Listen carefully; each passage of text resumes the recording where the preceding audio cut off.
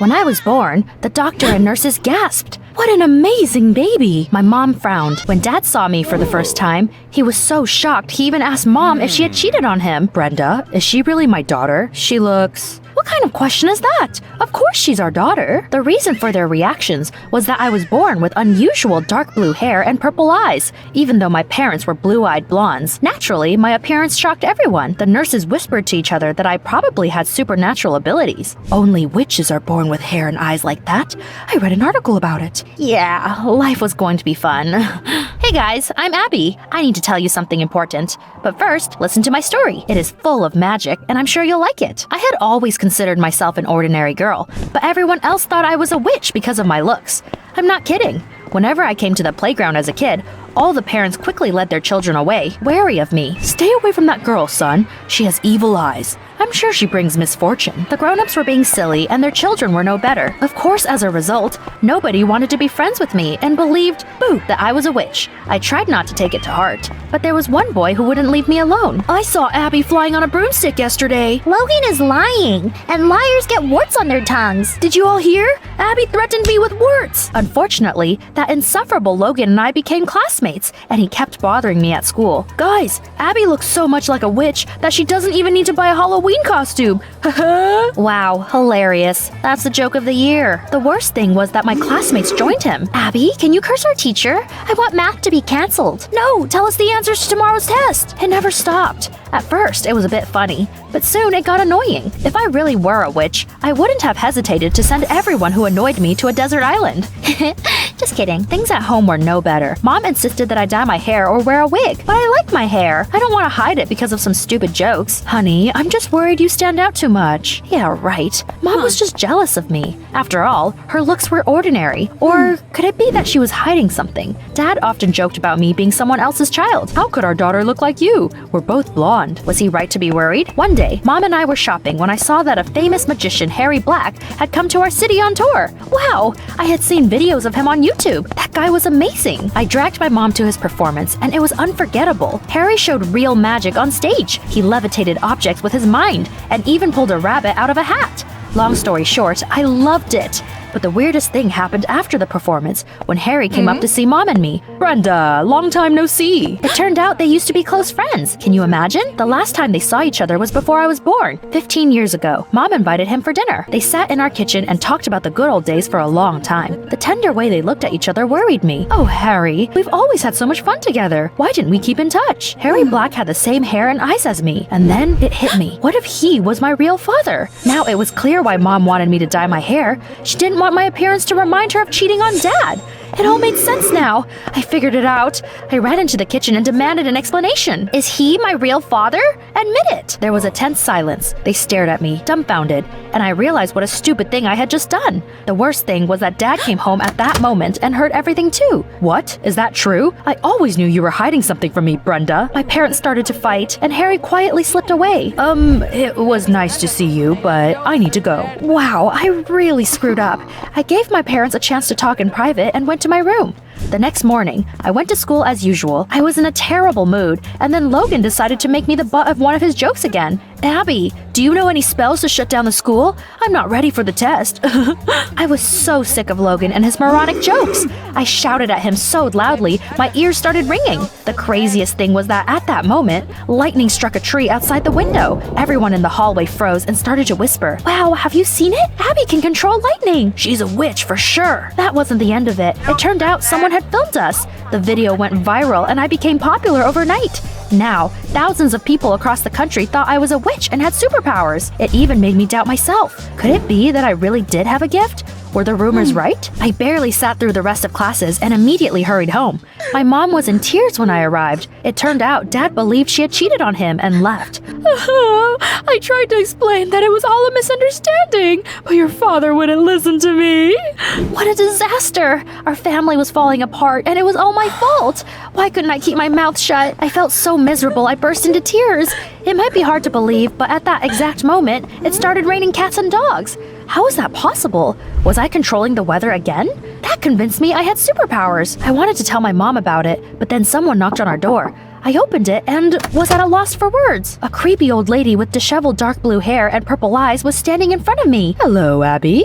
I'm your grandmother, Agatha. Mom gasped and pressed herself against the wall when the old lady walked in. Grandma? I didn't even know I had a grandma. That doesn't surprise me. Your mother hid you from me, but I saw the video in which you controlled lightning and immediately realized you were my granddaughter. Sweetheart, you inherited my gift. That's wonderful. Mom, don't fill my daughter's head with nonsense about magic. They started to argue, and I realized Grandma thought she was a powerful witch. Mom had broken off all contact with her because of that. Holy heck, everything was happening so fast I felt dizzy. I didn't come here to fight, but to get to know my granddaughter. Abby, you've already realized that you're different from everyone, haven't you? Come with me, and I will help you develop your abilities and teach you how to control your powers.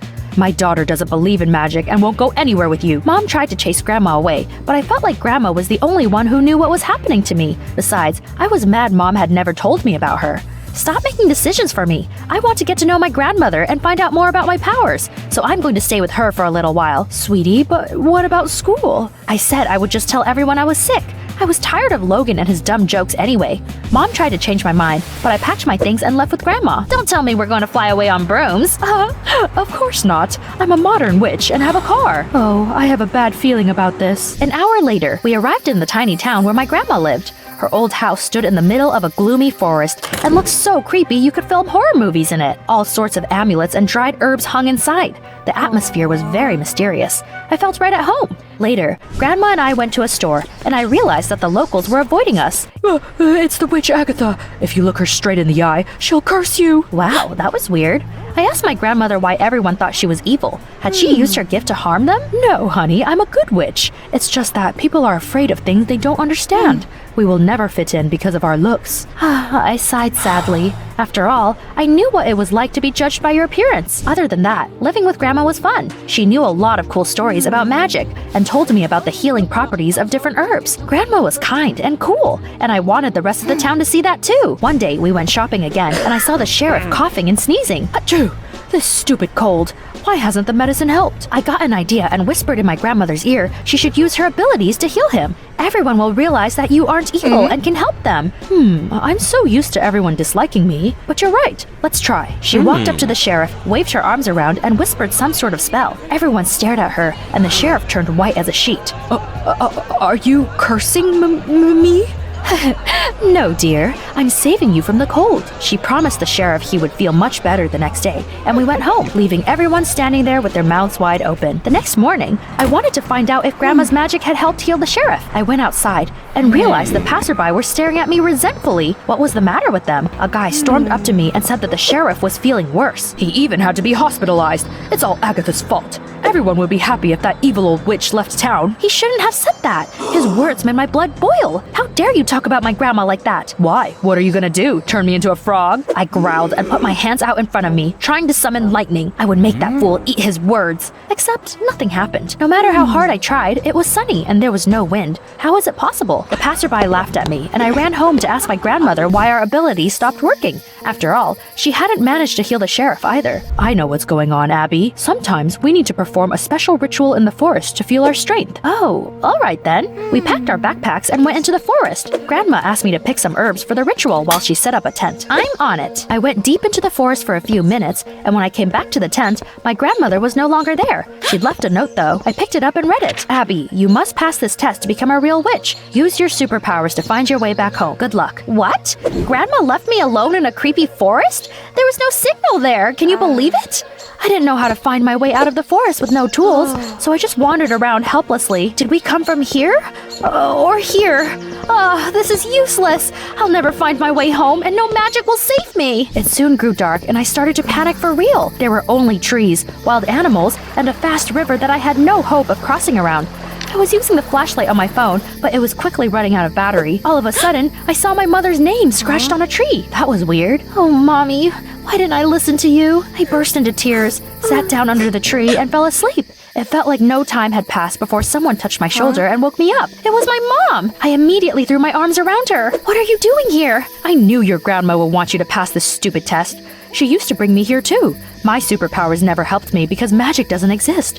One time, I got lost and scratched my name on a tree. Then, Mom took out her phone and showed me a photo of herself as a kid. I could hardly believe what I was seeing. Her hair and eyes looked just like mine. It turned out all the women in our family had dark blue hair and purple eyes. Your grandmother had been called a witch for so long that she believed it too. I wanted to have a normal life, so I moved away, dyed my hair, and started wearing contacts. Mom didn't want me to face the same problems as she had when she was young. That's why she insisted I dye my hair. Knowing the truth was a relief. I wish she had told me everything a long time ago. Mom knew which way to go and led me out of the forest. She didn't need any magic for that. It was almost dawn by the time we reached Grandma's house. We tried to explain to her we weren't witches, and even the lightning incident had been a coincidence. Move in with us, please. No one in our town knows anything about you. They won't call you a witch. But Grandma refused to leave. She still believed she had superpowers. It was sad, but there was nothing Mom and I could do. So we went back home without Grandma. I was lying on the couch and thinking about everything that had happened. Would I have to always hide my real appearance like my mom? Imagine my surprise when she walked into my room and I saw her with her natural hair color and without contacts. Wow, you're so beautiful. I'm a little worried because your father has never seen me like this. It's the only thing I've ever hidden from him. You don't think I cheated on him anymore, do you? Of course not, Mom. I'm sorry I ever suspected you. While we were chatting, Dad suddenly came home. Harry Black convinced him he had only ever been Mom's friend. Brenda, what happened to your hair? You're so beautiful. Harry and I left the lovebirds alone. They had a lot to talk about. Before leaving, Mr. Black showed me a magic trick and gave me some important advice. I actually have green eyes and blonde hair, but my fans believe that only mysterious brunettes can be magicians. That's why I dye my hair and wear contacts. It's hard to change people's minds. Take care, Abby, and remember that magic doesn't exist. It's all just magic tricks. After that, he snapped his fingers and disappeared into thin air, leaving only smoke behind. He was so cool. I realized I would always stand out, but that didn't mean I had to hide and listen to stupid gossip. The next day, Logan came up to me at school. You're finally back. I was worried you transferred to another school because of me. I'm sorry I acted like a jerk. To be honest, I've always liked you, but I was afraid to admit it. Can you believe it? Boys, why are you so weird? There is no need to drive the girls you like crazy. I think Logan is a good guy at heart, and we'll become fast friends. I am glad I got to share my story on the Private Diary channel. I hope a lot of people will see it and realize you can't judge people by their appearance. Please press like and share this video with your friends. Check this out. That's my family, or the way it used to be. There's my mom, dad, brother Dwight, and puppy Lucky. Dad had given him to me. Look into his huge eyes. Lucky really wants you to subscribe to the channel. You won't upset him, will you? And that's me, Rebecca. I had an ordinary childhood, but one day, something terrible happened and my life was never the same again. Hi, everyone. Mom had always loved Dwight more than she loved me. She spoiled him and never punished him, even though my brother had always been moody and lazy. Children, why is the floor so dirty? Rebecca, did you play outside? No, Mom, honest. It must have been your damn mutt then. It was me. I didn't take my shoes off. Oh, it's all right, Cupcake. Mommy's not mad. Whatever. Dad adored me, though. He worked for days on end to provide for us and buy me gifts. Rebecca, bunny, I brought you something. Wow, a doll? She's so pretty. You could have bought me new shoes instead. Rebecca doesn't need any more toys. We lived in an old and cramped house. I dreamed of becoming an architect and designing an amazing beach cottage for us. Unfortunately, one day I realized my dream might never come true because I had some serious vision problems. Soon, I could no longer distinguish faces. The doctors said I could go blind at any moment. I needed an expensive surgery, but we had no money for it. Dad wanted to sell our house and car to help me, but Mom was against it. Rebecca isn't that talented, and she'd never be able to become an architect anyway. Do you want us to become homeless because of her? I'm going to save Rebecca's eyesight, no matter what. Mom wouldn't let him sell our house, and they started to fight like never before. Meanwhile, my eyesight just kept getting worse. By some miracle, Dad eventually managed to save up enough money for the surgery. He was my hero. The surgery was successful. I could see again. So I kept learning to draw. One day, Dad was supposed to pick me up from an art club. I waited for him for several hours, but he never came. So I went home by myself, only to see my mom crying when I arrived. Children, your father left us and ran away with some other woman. I didn't believe her. Dad would never do that. However, he didn't come back the next day, or even a week later. Our lives changed drastically after that. Mom had to work hard to provide for Dwight and I, but even so, we barely made ends meet, and Mom drove Lucky to an animal shelter. Please, Dad gave him to me. We barely have enough food for ourselves. I can't feed your disgusting dog on top of everything else. I cried for a long time after losing my only friend, but life went on. Mom was having a hard time, and I did my best to help her, even working part-time after school. Meanwhile, Dwight did nothing but lie on the couch all day. He believed he'd one day become magically rich without lifting a finger. What a moron. Despite that, he was still Mom's favorite. Even though it had been years since I last saw him, I kept trying to find Dad on social media. I didn't tell Mom about it because she was still mad at him. One day, I was coming home from school when I heard a plaintive meow and saw a frightened, hungry kitten. Poor thing, you need a home. I hid the kitty under my clothes and I was about to walk into our house, but then I noticed some letters on our porch. I was about to pick them up, but Mom beat me to it. She nervously crumpled one of the letters and then burned it in the backyard. That was suspicious. Later, the same thing happened several more times. No matter how hard I tried, I couldn't find out what Mom was hiding. I called the kitten Bunny and I hid him in my room. I know, that's an unusual name for a cat, but that's what my dad used to call me. Mom was against having animals in the house, so I had to hide my fluffy friend from her. One evening, someone called Mom. She looked really excited. What? This is so sudden. Let's discuss it. Later, a posh limousine picked her up. Mom got in and left. She came back a few hours later. The next day, she said she wanted me and Dwight to go to a hospital and be examined by a doctor. Mom is acting weird. So, I don't care. Yeah, he only cared about himself. Later, the three of us went to a hospital and Dwight and I were examined, just like Mom wanted. Ah, Dwight. It turns out you have a weak constitution. I should be taking better care of you. Was she kidding? Dwight looked perfectly healthy. The only condition he suffered from was laziness. However, Mom started to buy him all sorts of vitamins to try and fatten him up. This is all for you, sweetie. She wouldn't let my brother do anything around the house. All the chores became my responsibility. It made zero sense, and I felt like I was losing my mind. I spent the evenings petting Bunny and getting ready for the university exams. One evening, Mom ran into my room, furious. I thought she had found out about the kitten, but that wasn't it. Rebecca, why are you still searching for your father? I saw everything. Oops. Yeah, no wonder she was mad. Then she called Dwight and said she needed to tell us something. The truth is your father is dead. It was all Rebecca's fault. He was on the way to pick her up when he got into an accident. You're old enough now to know the truth. After that, she coldly forbid me from looking for Dad and left the room with Dwight. For a long time, I couldn't move. Dad was gone? It was my fault? Tears stung my eyes, and I cried all through the night. The next morning, I decided that I had to pull myself together and be strong. After a while, I noticed that Mom was wearing expensive jewelry and clothes. Then, she bought a new car. I tried to find out where she was getting the money from, but she just ignored me. Mind your own business. My brother didn't ask her any questions because she was giving him a ton of pocket money and bought him a console. What was going on? If it hadn't been for Bunny, I would have definitely gone crazy there. But my kitten kept me calm. He became my closest friend. One day, I sat down at the computer and I was about to delete all the posts I'd made looking for Dad when I got a message from some woman. She didn't tell me her name, but I found out a lot of interesting things from her. It turned out that Dad was the son of a very rich and influential man, Mr. Benson. He owned half the city. There were rumors Mr. Benson was vicious and greedy. Wait, did that mean that Scrooge McDuck was my grandfather? Holy heck. I'm not telling you my name because I'm afraid of him. I don't know what happened to your father. All I can say is Mr. Benson was furious when his man married a woman from a poor family. That's why he cut your dad out of his life and disinherited him. Can you believe it? It blew my mind. But you know what? It made me admire Dad more than ever. After all, he chose love over money. I missed him. Before I could digest that, something else happened. The next morning, Grandpa came over to our house. He was wearing an expensive suit and looked both mean and arrogant. I disliked him immediately. My son lived here? What a squalor. He declared that he was old and looking for an heir. Since Dad had disappointed him, Grandpa decided to leave his business empire to his grandson. Only a boy can be my heir, so I'm not interested in you, girl. My name is Rebecca. Yeah.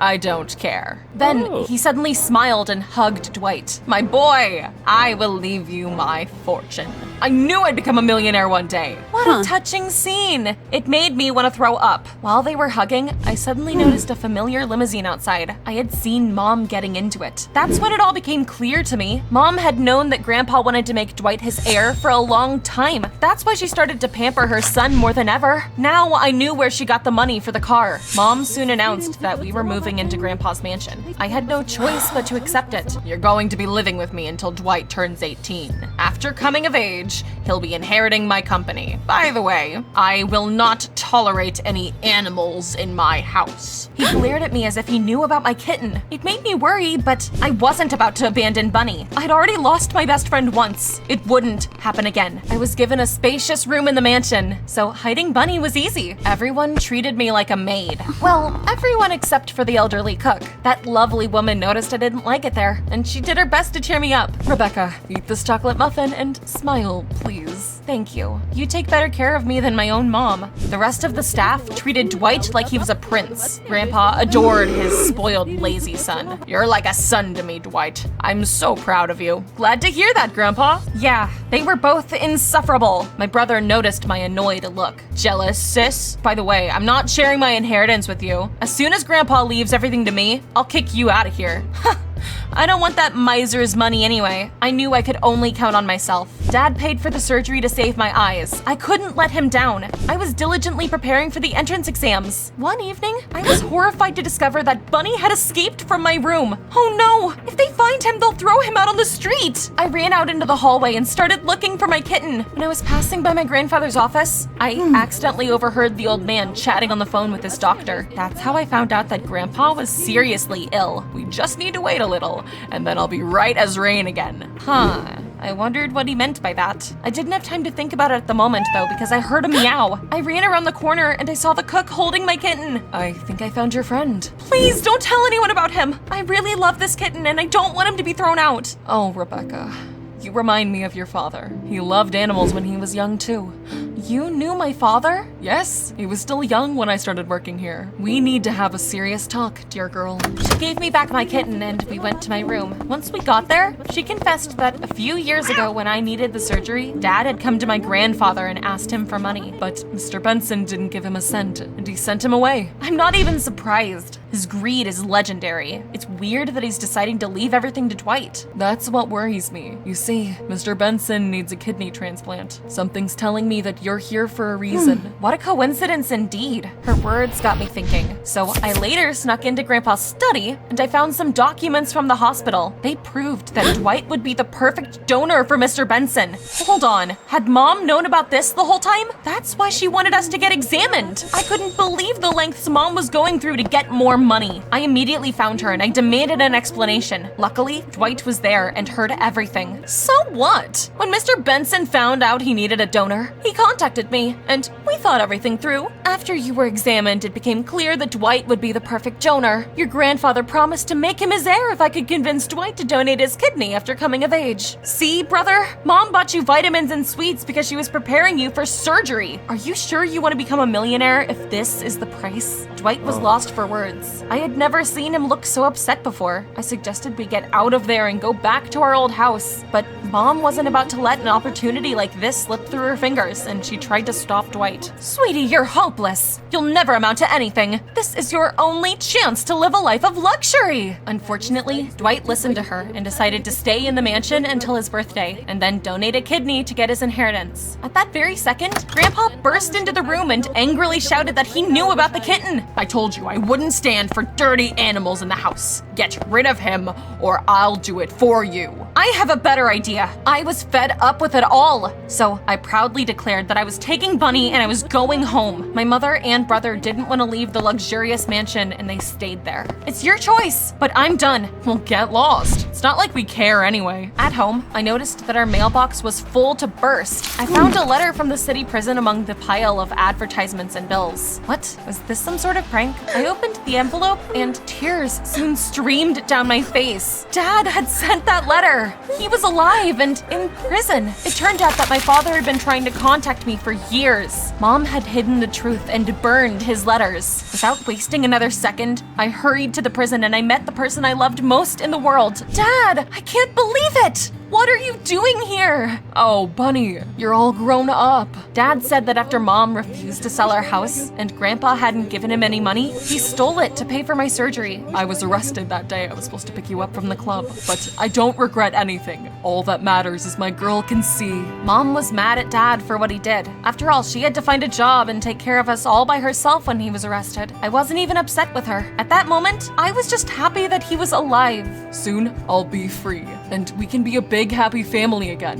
While I was waiting for Dad to come back home, I lived in our old house with my kitten. At that time, I got into university, and soon, I presented my house project at a Young Architects contest, and I won a grant. That meant I could go to Hawaii and build houses there. Dad was finally released from prison. I once promised him that one day I would design an amazing beach cottage for us, and that dream finally came true. I was over the moon. We packed up to start a new life in Hawaii, but then Mom and Dwight suddenly came home. What are you doing here? Oh, it was terrible. It turned out the doctors had made a mistake. Dwight couldn't actually be a donor after all, and when Grandpa found out about it, he immediately kicked my mom and brother out. Will you forgive us and take us back? Dad and I exchanged glances and then got in the car and waved goodbye. Some people don't deserve second chances, right? Dad didn't drive us to the airport though. What are we doing in an animal shelter? Dad went inside and came out a couple of minutes later with Lucky in his hands. Can you believe it? My puppy had grown up, but he still remembered me. The dog happily licked my face and I hugged him. I hope Lucky and Bunny will become friends and not fight like cats and dogs.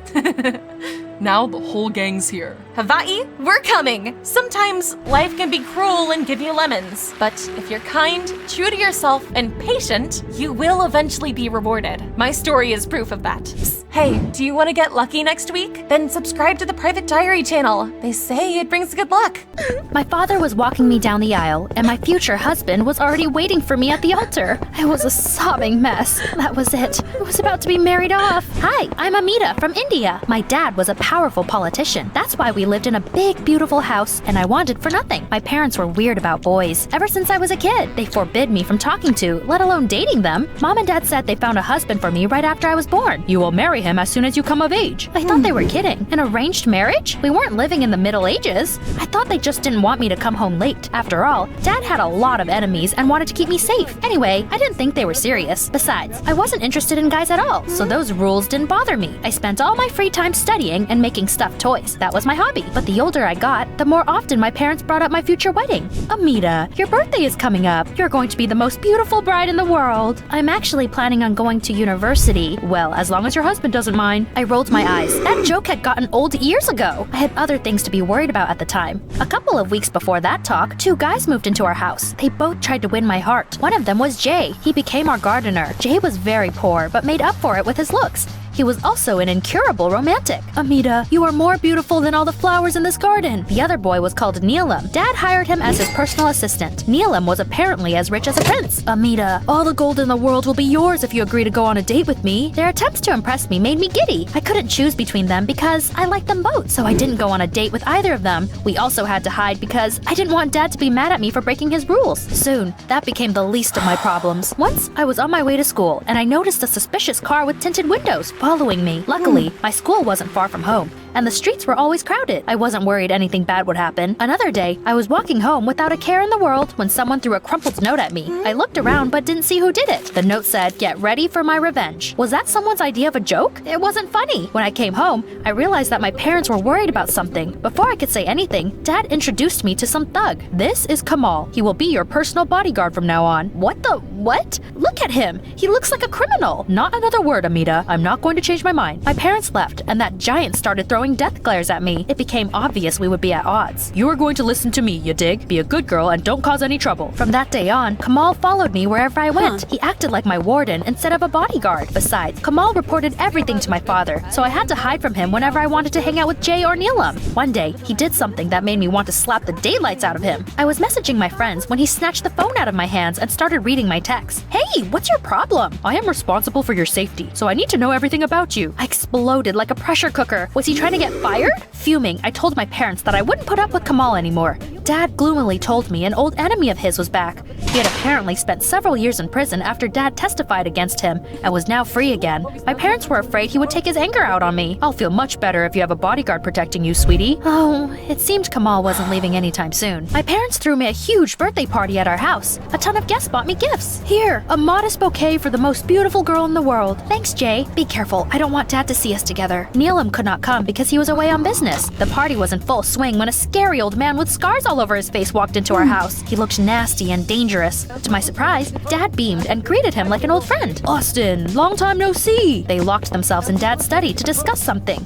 I got curious and decided to ask my mom about that creepy old man. Do you know what I caught her doing? Straightening a beautiful wedding dress on a mannequin. I had a terrible suspicion. Oh, sweetheart, you turned 18, didn't you? It's about time we got ready for your wedding. By the way, your fiancé is here. We're going to introduce you later. Wait, was she kidding me? Oh no! I ran back to the guests. Who could my groom be? Kamal suddenly grabbed my hand and took me aside. What do you want, big guy? I need to find out who my fiancé is. I know who he is. Really? Spit it out. Have you seen an old man covered in scars? His name is Austin, and he is your future husband. Then, my bodyguard said Austin was a very angry man and that he wouldn't let me study or do anything I enjoyed. I was freaking out. It couldn't be happening. I don't like you, Amita, but I wouldn't wish such misery on anyone. You need to find a way to stop the wedding. Why would I believe you? I'm gonna talk to Dad. Sure, you do that. I'm out of here. I don't like this job. I stormed up to Dad's study and heard snatches of conversations inside. He was discussing some incident with that old man. It turned out Austin had once saved Dad's life, and Dad had been so grateful. He promised Austin would get to marry me as soon as I turned 18. My knees wobbled. Were my parents really going to marry me off to that creepy old man? Crying my heart out, I ran into the study and shouted that I knew who my future husband was. I will never marry this creep. Amita, be reasonable. You're a match made in heaven. All you need to do is get to know him better. I'd rather eat a cactus. I ran away. I felt like I would break into 1,000 pieces any second. However,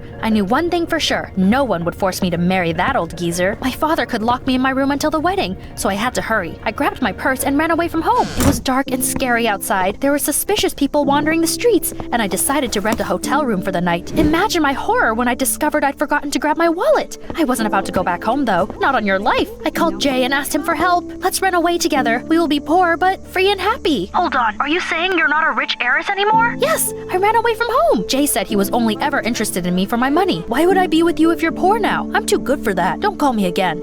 Wow, Jay dumped me. How could a boy so pretty have such an ugly heart? There was no one else I could ask for help. After all, Dad would have found me if I went to my friends, and Neelam was out of town. I was left on the streets with no support or money. I sat down right on the ground and burst into tears. Then, I heard someone chuckle. As if I didn't have enough problems, I raised my head and saw a bunch of ruffians. What's someone like you doing on the street at night? Are you alone? My heart sank. What were they gonna do? But then, Kamal appeared out of nowhere and drove those thugs away like a brave hero from Bollywood action movies. I better not see you again. He helped me up. I couldn't take my eyes off him. That was the first time I noticed how beautiful his eyes were. What are you doing here? I thanked him for his help and told him I'd run away from home as soon as I found out my parents wanted me to marry Austin. I'm sorry I didn't believe you. Please don't rat me out. Kamal was silent for a long time. He seemed deep in thought. And then, he said it was too dangerous for me to live on the street. Okay, let's go. You can stay at my place until you figure out what to do next. There was nothing I could do but agree. On the way to his place, we stopped at a diner and bought some fast food. Make yourself at home. Sorry for the mess. There isn't much space here. I know you're used to living in a huge mansion. His apartment was tiny. There wasn't even a table or chairs, so we had dinner sitting on the floor. I liked it anyway. It would be cozy if you cleaned up a bit. To my surprise, Kamal smiled at me warmly. You're cute. I thought you were a spoiled princess. That's why I was so rude. Really?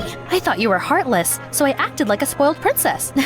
We laughed and chatted all through the night. It turned out he just looked harsh, but was actually quite sweet. Before going to bed, I turned off my phone so my parents wouldn't bother me with calls and went out like a light. When I woke up, Kamal wasn't there. He left a note saying he had to do something and told me to make myself at home once again. I wanted to thank him for his hospitality somehow, so I cleaned up and then used some of the fabric lying about to make some toys. By the evening, I'd made a mountain of stuffed kittens and went outside to hand them out to some children. That's where Kamal found me. You know how to make toys? Yeah, it's my hobby. I want to go to university and become a toy designer. That's why I don't want to get married. We have more in common than I thought then. My father doesn't let me do what I like either. And what's that? Kamal didn't answer, looking grim. That was weird. He cheered up when he saw how clean his apartment was. We became roommates, did everything together, and never fought. Kamal even bought me some fabric so I could keep making toys. The kids in the neighborhood were thrilled. I had to be extremely careful when I walked around the city. After all, I knew that Dad must be looking for me. Soon, I noticed something odd about Kamal. For example, I often saw him leaving with dangerous-looking people. He also often looked on edge when he talked on the phone. I'm not alone right now. I can't talk about it.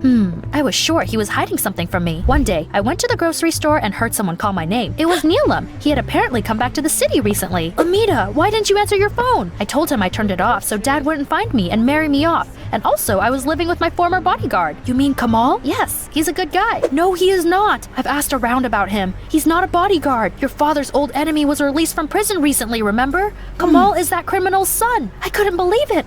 Neelam said that Kamal was trying to use me to get revenge on my dad. So that's what he was hiding from me. You can't live with him. It's too dangerous. Come on, I'll take you to a safe place. I agreed. But first, I turned on the phone, called Kamal, and shouted that I knew the truth. I can't believe I trusted you. Goodbye. I'm leaving with Neelam. I got in the car, and Neelam drove me to his mansion. Or rather, I thought that was where we were going. However, we arrived at a warehouse in the slums. What are we doing here? It's creepy here. Neelam suddenly smirked, and I saw a car with tinted windows that had been following me before. A scary man got out of it and came up to me. Well, well, well. You brought me my enemy's daughter. Good job, son. Thank you, Dad. I've been trying to take Amita on dates for ages, but her father and that stupid bodyguard were always watching her. What's going on? Silly girl, haven't you figured it out yet? That's when I realized it was a trap. That man was my father's sworn enemy, and Neelam was his son. He tricked me to lure me there. Your father will pay for putting me away. I thought I was in big trouble, but then Kamal appeared out of nowhere and pounced on that criminal like a ninja. Neelam tried to help his father, but the cops arrived just in time and arrested him. It was nuts! I felt like I was in an action movie. After my kidnappers were arrested and taken away, Kamal came up to me. Are you okay? Yes, I was just scared. You saved me. Thank you. But how did you find me? I have long suspected Neelam was hiding something. When you said you were leaving with him, I tracked your phone and called the cops. Let me drive you home. I sighed heavily and agreed. It seemed I was too naive to live on my own and would have to get married after all. My worried parents and Dad's old friend were waiting for me at home. At first, Mom and Dad scolded me for running away, but then they hugged me. I'm sorry, I really didn't want to marry Austin. My parents burst out laughing and said that I had it all wrong. It turned out, Austin used to be Dad's bodyguard. The old man had saved him from that criminal. Dad promised my hand, but not to him. You were supposed to marry Austin's son Kamal. I made him your bodyguard so that you could become friends first. What a turn! I stared at Kamal in surprise and demanded an explanation. Why had he said they wanted me to marry his dad? I'm sorry I lied, Amita. My parents insisted I marry you, but I wanted to get higher education instead. I thought you were a spoiled rich girl and lied so you'd freak out and stop the wedding. Was that what he had been hiding from me? He didn't want me to find out he was Austin's son. At first, I was pissed off. However, I couldn't stay mad at Kamal for long. He had saved me after all. My parents and Kamal's father said they wouldn't make us marry if we didn't want to. The wedding was canceled. Kamal and I got into the same university. Can you believe it? We tried being friends, but quickly realized we had long fallen for each other. A few years later, he proposed to me. I finally wore a wedding dress, and Dad walked me down the aisle. Why am I crying? These are tears of joy, guys. I am over the moon I am marrying for love. Kamal looks tough, but he has a kind soul. Now I know you can only trust your heart and not your eyes. If you want to find your soulmate too, subscribe to the channel and tell me what you think in the comments down below. Who wouldn't be happy to have this much money? But what if I told you that rich people sometimes lead secret lives full of secrets so dark they'd send a shiver down your spine? Hi, I'm Candy. Today I'm going to tell you about the time I met some rich people like that and how it turned my life upside down. I was orphaned when I was very young and had to learn how to survive in an orphanage. Day after day, I watched other children be adopted. No one ever chose me. At least my sworn friend Naomi also never got lucky. There were never enough toys for everyone at the orphanage. As a result, we constantly fought like cats and dogs. Give it back! No, she's mine! One day, a married couple came to the orphanage. They wanted to adopt a girl our age. Naomi wanted them to choose her. And you know how she got rid of me? Her competitor? She locked me in the pantry full of vegetables. But I managed to get out and taught her a lesson. I am very kind and obedient. She's lying! Naomi is the meanest girl in the galaxy! Shut up! We pounced on each other and rolled on the floor right in front of the couple. We don't want to adopt troublemakers! As a result, they left. And we got the scolding of a lifetime from the director of the orphanage. They wanted to adopt you both, but you robbed yourselves of a chance at a family, girls! After that, our mutual hatred only grew. We even split the room we lived in down the middle and agreed to stay out of each other's territory. Time passed, but nothing in my life changed. By the time I turned 17, I lost all hope of finding a family or a home. One day, a 6-year-old girl called Louise ended up in our orphanage. She was terrified because she had recently lost her parents. I had gone through the same thing when I was a kid, so I knew what she was feeling and tried to be there for her. One day, I saw one of the kids trying to take away her teddy bear. Louise was holding it too tight, and they tore the toy in two. I chased the bully away and tried to comfort Louise. It turned out the toy had been a gift from her parents, so it meant a lot to her, especially now that her mom and dad were gone. Oh, sweetie, Candy, I'm so sorry. Let me fix it. I put the toy in my room and left to find some threads and a needle. But when I got back, the teddy was nowhere to be found. Are you looking for an ugly teddy? I threw it away because it was on my side of the room. Ugh! One day I'll throw you out. I ran out to the dumpster, but a garbage truck had just left with all its contents. Dang it! It was too late and I couldn't do anything to stop it. I knew Louise would be gutted if she found out. So I went to the toy store to buy a teddy bear just like hers, but it cost more than I could afford. I gave it some thought and decided to steal it. Dang it, this is wrong! But Louise will be happy. Never do that. You'll be caught and end up in a world of trouble. Well, what do we have here? A juvenile delinquent? I was as good as getting out of trouble as I was as getting into it, so I immediately pretended to be an innocent child. Sir, I wasn't stealing. My parents are over there. They'll pay for everything. I pointed at a random family and the guard smiled incredulously. Oh, really? Let's see. Excuse me, is this yours? Those rich bastards took one look at me and burst out laughing. Are you kidding me? Look at the rag she's wearing and look at us. Any other ridiculous excuses? No, sir. Here's the teddy bear. I'm sorry. I better not see you here again. I trudged out of the mall, but before I could take 2 steps, a guy who looked like a special agent grabbed my arm. Hey, James Bond wannabe, let me go! Shh, I'm under orders to take you to the roof. What orders? The guy dragged me onto the mall roof. There was a helipad on it. I recognized the family sitting in the helicopter. What's your name? Taylor Swift? You lie about as well as you steal. Okay, my name's Candy Palmer. What is it to you? We're asking the questions here.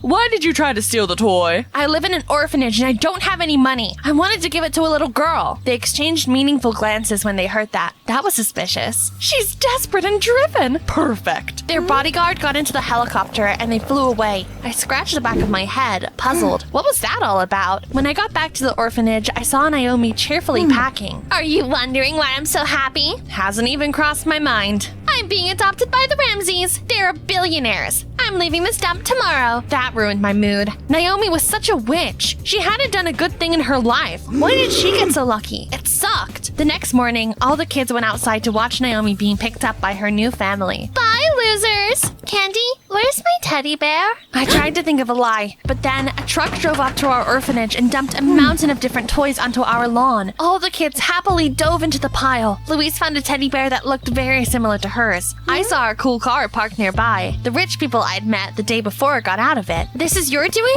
It is. You needed a teddy bear, and we are too rich to give anyone just one toy, so we brought the whole store. Who are you guys? We're the Kingsleys. We're Trillionaires, and we are adopting you. I was so shocked I couldn't move, and there was only one question spinning in my head. Why did they choose me? A few days after that, I packed my things and came to say goodbye to Louise. Are you leaving? Yeah, but I promise I'll come back to see you. You smell like homemade cookies. I'll miss you. I'll miss you too, sweetie. The Kingsley sent a helicopter to pick me up. It flew me to a huge mansion that looked more like a palace. Whoa, do you really live here? Most of the time. We have 15 houses all over the world. 16, actually. I bought a bungalow in the Alps yesterday. Oh, okay, honey. My adoptive parents and new sister Caroline seemed very friendly. I'd even say too friendly. I had a bad feeling about it. That's cool, but I need to know, why did you decide to adopt me? That's simple. We weren't always rich. My wife and I grew up in an orphanage and achieved everything by ourselves. We were where you are now, Candy, and we want to give you a new life.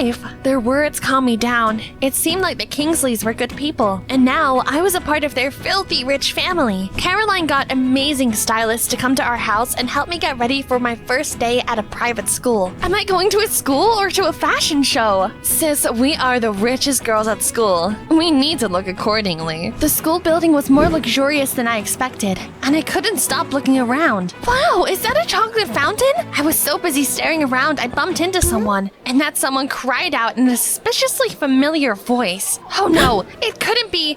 Ouch, you stepped on my expensive shoes. Wait, Candy, what are you doing here? Security, a beggar sneaked in here. Naomi made a huge scene when she recognized me. However, instead of a security guard, a gorgeous guy came up to us. What's wrong? She isn't one of us. She's poor. We need to throw this imposter out of here, brother. Brother? Oh, that guy was probably a Ramsey. I wanted to grin and tell Naomi I'd been adopted by Trillionaires, but before I could say anything, Caroline did it for me. Candy is not an imposter. She's a Kingsley, and we're sisters now. I can't believe it! Candy is richer than me? Now get lost, morons! Don't mind Harry and his dumb sister. They are poor billionaires, and they will always envy us. After school, Caroline suggested we get on a private jet and go to Paris for fresh croissants. But I had other plans. I bought a cake and came to my orphanage to hang out with the kids there. Hello, where's Louise? Probably crying under the stairs again. What? She really was in tears when I found her. What's wrong, sweetie? I hate it here. I feel so bad and lonely. I hugged her and promised I would think of something. Then, I spent the rest of the evening playing soccer with the kids. At some point, a limousine stopped in front of the orphanage, but it drove away a minute later, so I didn't pay it any mind. That was a mistake. The next morning, Naomi showed the whole school photos of me she'd taken the day before. Look, it's Candy hanging out with the orphans. Stay away from her. What if she has lice? You seem to have forgotten how hard life at the orphanage is. Well, let me remind you. Harry, save me! That psycho's gone berserk! Naomi, you started it. Get lost. You're getting on my nerves. You're still friends with the kids from the orphanage, even though you're rich now? Yeah, so? You're not a real Kingsley then. You're different. Kind. I like it. Was it my imagination, or was Harry flirting with me? We chatted all through the recess while Naomi was stewing and glaring at us. At dinner that evening, I finally decided to ask my adoptive parents something I had been thinking about for a while. Listen, could you maybe adopt Louise too? She's very lonely in the orphanage. She needs a family. Oh, this is so touching, Candy. I promise we'll think about it. But only after the event. What event? You'll find out soon enough, sis. Soon, they brought me to a wildly pretentious dinner party. It seemed like only billionaires and their heirs had been invited. At first, the adults were making boring small talk, but then things got weird. My son is taking part in you-know-what this year? I'm so worried about him. I get it, dear, but it's our tradition. We shouldn't break it. My stomach was in knots by the time the adults announced they were going to discuss some kind of secret ceremony and locked themselves in a huge hall. I opened the door a crack to eavesdrop on them, but then someone put a hand on my shoulder. I flinched, but quickly realized it was just Harry. This party is so boring. Let's get out of here. His dreamy blue eyes must have hypnotized me, because I agreed without hesitation. We sat on the roof under the starry sky and chatted about everything that came to mind. Besides having a huge bank account, Harry also had a huge heart, so we got along easily. Do you know anything about the adults' super secret meeting? Candy, it's about time you found out the truth. The richest people in our country belong to a secret order. Seriously? I'm kidding. You should have seen your face. Dang, I almost fell for it.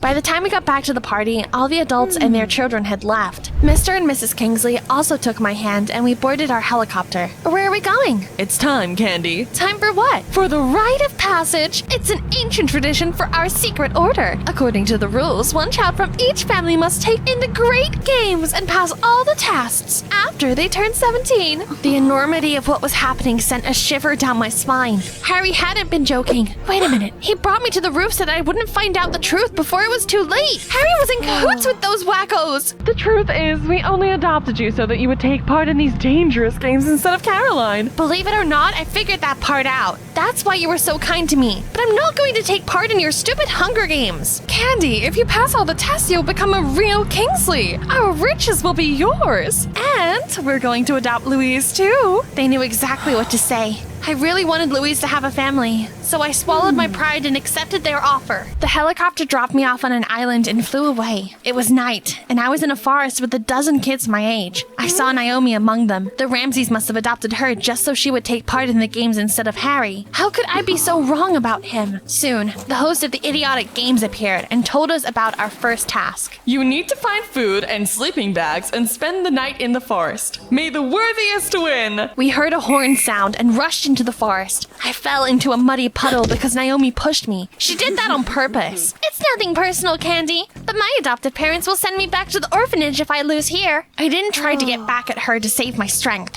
After that, I wandered through the dark forest for several hours until I saw a bag of supplies tied to the top of a tree. The branches painfully scratched my face and hands, but I still climbed up the tree and took the bag. I just settled down for the night when I heard a rustle in the bushes. I was afraid there was a bear hiding there. Then I saw who it was and realized I would have preferred a bear. Candy, I'm so sorry you became a toy in the hands of bored rich people. They have everything, so they come up with new ways to entertain themselves. I refuse to take part in the games, and my parents adopted Naomi. I don't like this at all. Like I'd buy that. Just get lost. I came here for you. Let's get out of here. Not this time. You knew what a terrible cult your parents and their friends were in, but you didn't do anything to stop them. I need to take care of Louise. I climbed into the sleeping bag, and Harry had no other choice but to leave. In the morning, the second round of games began. I had to get to the other side of a river. The water was cold and the current was fast, so it was by no means easy. I found a log and used it to reach the opposite shore. The host was there to meet me. Here comes our second finalist. The rest of the participants failed the final task, and now you will fight your opponent, and we will find out the name of the winner of the great games. He nodded towards a small stage. Naomi was already on it. She was holding some kind of wooden stick. Get over here. Let's find out who's better once and for all. Challenge accepted. After our unusual ring rose into the air, the host shouted that whoever pushed the opponent off the stage would win. I got into a fighting pose and was about to strike. But then I noticed that we were being filmed. I imagined the Kingsleys and the rest of the rich scumbags watching our reality show, and it made my blood boil. I'm not going to fight you. Hear that, moneybags? I'm not a circus monkey. Ha! This is going to be easy. Naomi resolutely came up to me, but then she suddenly stopped and dropped her weapon. You know, Candy, this reminds me of our childhood. We never got along, but we've been through a lot together. The rich bastards can go to hell. I can't believe I'm saying this, but I want to hug you. Dang it! We don't have a winner this year! Send helicopters! Soon, all the participants were taken away from the island. The Kingsleys scolded me. Candy, you're absolutely useless! You've disgraced our family! You're not a real Kingsley! You know what? I'm glad of it. They never really loved me, and they sent me back to the orphanage that very day. Naomi got the same treatment. I'm going to miss being rich, but keeping my dignity intact was more important. For the first time in my life, I agree with you. All of a sudden, Louise ran into the room and pulled me into a hug. Sis, I'm so glad you're back. Sis? Oh, at that moment, I realized I did have a family. I'm glad to be back too, honey. A couple of days after that, Naomi showed me a video of Harry telling the whole world that the rich had created a secret order and organized illegal games involving children. It caused such a stir, even the police got involved. They were in big trouble. Then one day, Harry suddenly showed up at our orphanage. I might only be a poor billionaire, but I want to prove I'm a good guy. Oh, let me guess. You're asking me out. I'll agree if you beat us at soccer. Or are you afraid of getting dirty? That's it. I'm gonna show you what I'm capable of. Hi, I'm Annie. Mom and Dad abandoned me and my sister. We ended up in an orphanage when we were only a few days old. I found a way to live with it, but Roxy was different. She wouldn't let anyone except me close. She often threw temper tantrums. Our teachers didn't know what to do with her. I was the only one who could get her to calm down. I don't want to eat your nasty porridge. If you don't eat, I'll grow up and you'll stay small. Okay, I'll eat. Let's draw Mr. Funny after that. Mr. Funny was Roxy's imaginary friend. She could spend hours drawing that creepy clown. I don't think anyone will want to adopt Roxy. Now, Annie is the perfect child. So smart and obedient. A lot of the couples that came to the orphanage wanted to adopt me, but only me. Nobody liked Roxy. They thought she was weird. I knew my sister would be lost without me, and I acted up so people would change their minds about adopting me. Ugh, they have nuts in them. I hate nuts. We're not ready for this. Like any child at the orphanage, I wanted to be adopted by good people, but I didn't want to be separated from my sister. One day when we were 7, wonderful people came to the orphanage. Mr. and Mrs. Cooper wanted to adopt both of us. You have a family now, girls. Your older sister, our daughter, is waiting for us at home. They lived in a nearby town, so that's where we went. Unfortunately, when we were on the way, the thing I was most afraid of happened. Roxy threw a temper tantrum. I forgot her drawings of Mr. Funny at the orphanage. Shh, don't start. You can always draw new ones. No, I need those. She started kicking our adoptive parents' seats. We had to get off the bus a few stops earlier than we were supposed to because of my sister's antics. It's really coming down. Let's hide from the rain here. I'll buy Roxy a balloon. Do you think that will cheer you up? I don't know. I'll be right back. Oh, I have his wallet. Girls, wait here. I'll be quick, okay? We kept waiting, standing there in the rain like abandoned kittens. People and cars kept passing us by, but no one cared about 2 freezing children. They abandoned us, just like our birth parents. This wouldn't have happened if Roxy hadn't thrown a fit. I got mad, but I didn't say anything to my sister. Soon, it got dark, and I realized Mr. and Mrs. Cooper weren't coming back. Who do we have here? 2 lost angels? The man that approached us looked remarkably like Roxy's imaginary friend. Her eyes lit up as soon as she saw him. Mr. Funny, you're real! You're here to take us away to your magic circus, right? Actually, my name is Mr. Barnes, but you can call me whatever you want. What are you doing here all alone? Our new parents abandoned us right after adopting us. So you have nowhere to go? How unfortunate. I let abandoned children stay with me. There's plenty of space at my home. Do you want to come with me? Yes! Let's go then. No, let's go to the police. They'll take us back to the orphanage. I'm not going back there. Mr. Funny will take care of us now. I didn't trust that man, but I couldn't leave my sister either. Mr. Barnes had a big but ugly house. We saw his wife and a bunch of children of different ages when we walked in. I found 2 more orphans. These little angels are Annie and Roxy. Well, everyone's welcome here. Guys, let's show them how well we work together. The children set the table and we sat down to have dinner. Everything looked delicious. I was so hungry I could have eaten an elephant. Holy heck. It's like you have a black hole where your stomach should be.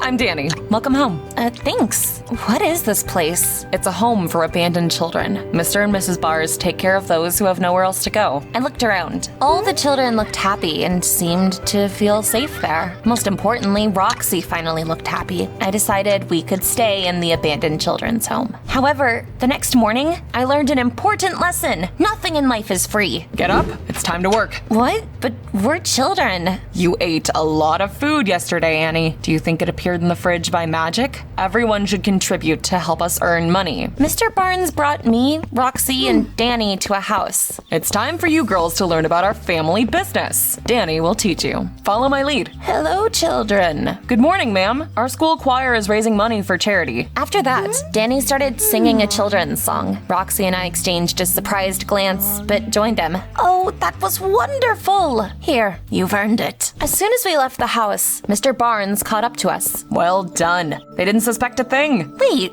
did you just rob them? Works like a charm. While innocent children are distracting the house owners, I get inside and find something of value. This is wrong. We're just trying to survive in this huge world, baby. Let's go. We need to visit all the houses in this neighborhood today. Roxy, I can't do this. Remember? Everyone turned their backs on us, but these people accepted us into their family. We should be grateful and live by their rules. I didn't agree with Roxy, but I couldn't leave her alone, even if it meant following her down a dark path. That evening, all the children came back home and put everything they'd earned during the day on the table. Some of the kids begged on the street, and some stole wallets from passerby in the central city square. That's what Mr. and Mrs. Barnes called a family business. Do you have a problem with what we're doing, Annie? I might be a kid, but I know that stealing is bad. Well, you always have a choice. You could ask the police to send you back to the orphanage, but then you'll have to say goodbye to your sister. And you don't want that, do you?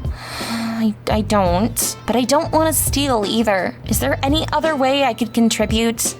You could help me around the house. I was fine with that. A couple of days later, Mr. Barnes asked me to go grocery shopping, and I met someone interesting. Wait, you lost your bracelet. Thank you. I've already lost something important lately. Oh, I'm sorry to hear that. If you have nowhere to go, I know a place. What's your name? Annie. I'm Sophie. Don't worry, Annie. I'm moving to Chicago to live with my aunt tomorrow. You're a very kind girl. Never change. Keep my bracelet as a memento. 2 years flew by. Roxy adored Mr. and Mrs. Barnes and did her best to get money for them. Meanwhile, I basically became a maid. Chores were more or less all I did, day in and day out. But I liked to walk past the local school and look at the children who went there. I wish I could be like them. One evening, I plucked up the courage and I asked Mr. Barnes when Roxy and I would go to school. Never. You don't have any papers, and we don't want anyone to start asking questions. Why would you even want to go to school? You already have a job. That's right. No one in this house goes to school. You shouldn't stand out. But I wasn't going to keep living like that forever. While everyone was asleep, I was teaching myself how to read. So far, I could only read syllables, but I didn't give up. Are you studying again? I am. Please don't tell anyone. Stop thinking you're better than us. These stupid books are useless. Roxy couldn't have been more wrong. Books carried me away to a magical land, away from the terrible reality. I kept practicing, day by day. Fresh pastries. Can you believe this? She reads like a 5-year-old.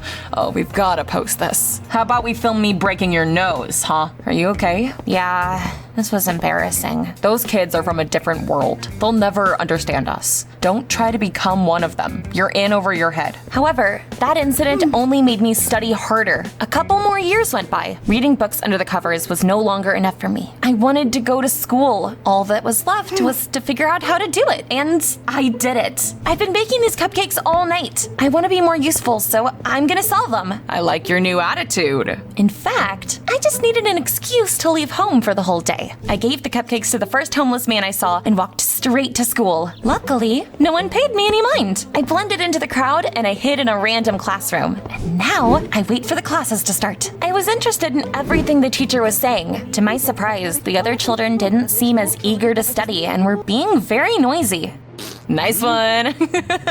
Bobby, quiet. We're starting a new topic. He's as dumb as a doorknob. After the classes came to an end and everyone left the classroom, I finally got out of the closet. Someone forgot their phone. Where did I leave my phone? Hey, guys, you're not gonna believe it. That weirdo broke into school and stole my phone. What? That's not true. Get her. Like a ninja, I left the school through the window and ran away from Bobby and his minions. They were much faster than me, but I knew that Danny and Roxy would be robbing passerby in the city square at that time of day, so I headed there. What kind of cowards are you to chase a girl around like this? Oh, look at this wannabe knight in shining armor. Control your girlfriend. I'll make her regret being born if I see her again. What happened? I told him the truth. Danny frowned when he found out I'd gone to school. I won't snitch on you, but quit doing dumb things. I think studying can open a lot of doors for us. Open your eyes. We're just unwanted children. We don't have a future. Danny's words gutted me, but that was just the beginning. That evening, everyone put the money they'd earned on the table again. Mr. and Mrs. Barnes didn't think it was enough. Annie, where's your cupcake money? I didn't sell them. Stray dogs took them. She's lying! While we were all out making money for the family,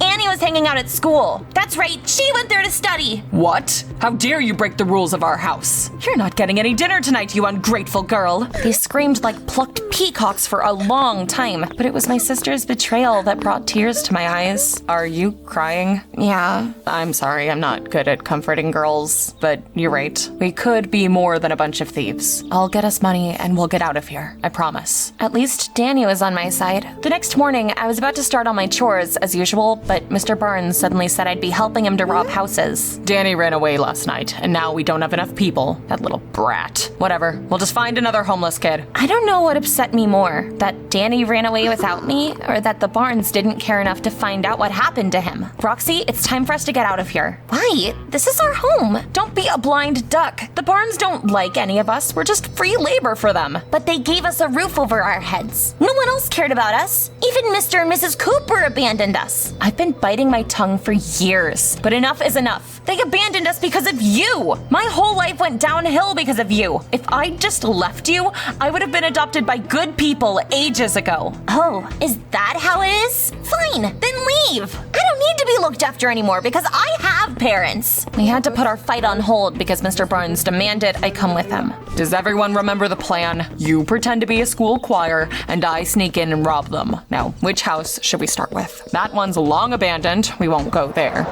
Now this one seems promising. Follow me. I'd had enough. I fell behind, broke the window of that abandoned house, and climbed inside. I'll stay here for a few days until I figure out what to do next. Early the next morning, I was woken up by a strange noise. I looked out the window and saw a van pulling up to the house. Movers started pulling furniture out of the van and carrying it into the house. I freaked out and decided to hide in the attic until they'd left. Soon, I got bored and opened a box full of dusty things. Inside it was an old photo album of the family that used to live in the house that I'd broken into. That's Mr. and Mrs. Cooper, and this is probably their daughter. Wait, I've met her too. That's Sophie. I was so lost in thought, I leaned on a hat rack and it fell to the floor with a loud crash. I heard a noise. Is anyone here? Who are you? Wait, that bracelet. I remember you. You're Annie. I also recognized the grown-up Sophie and eagerly told her my story from beginning to end. Your parents adopted me and my sister, but they abandoned us that very day. So you're one of those girls. Annie, there's something you need to know. On that rainy day, my parents were hit by a car. Unfortunately, they didn't survive.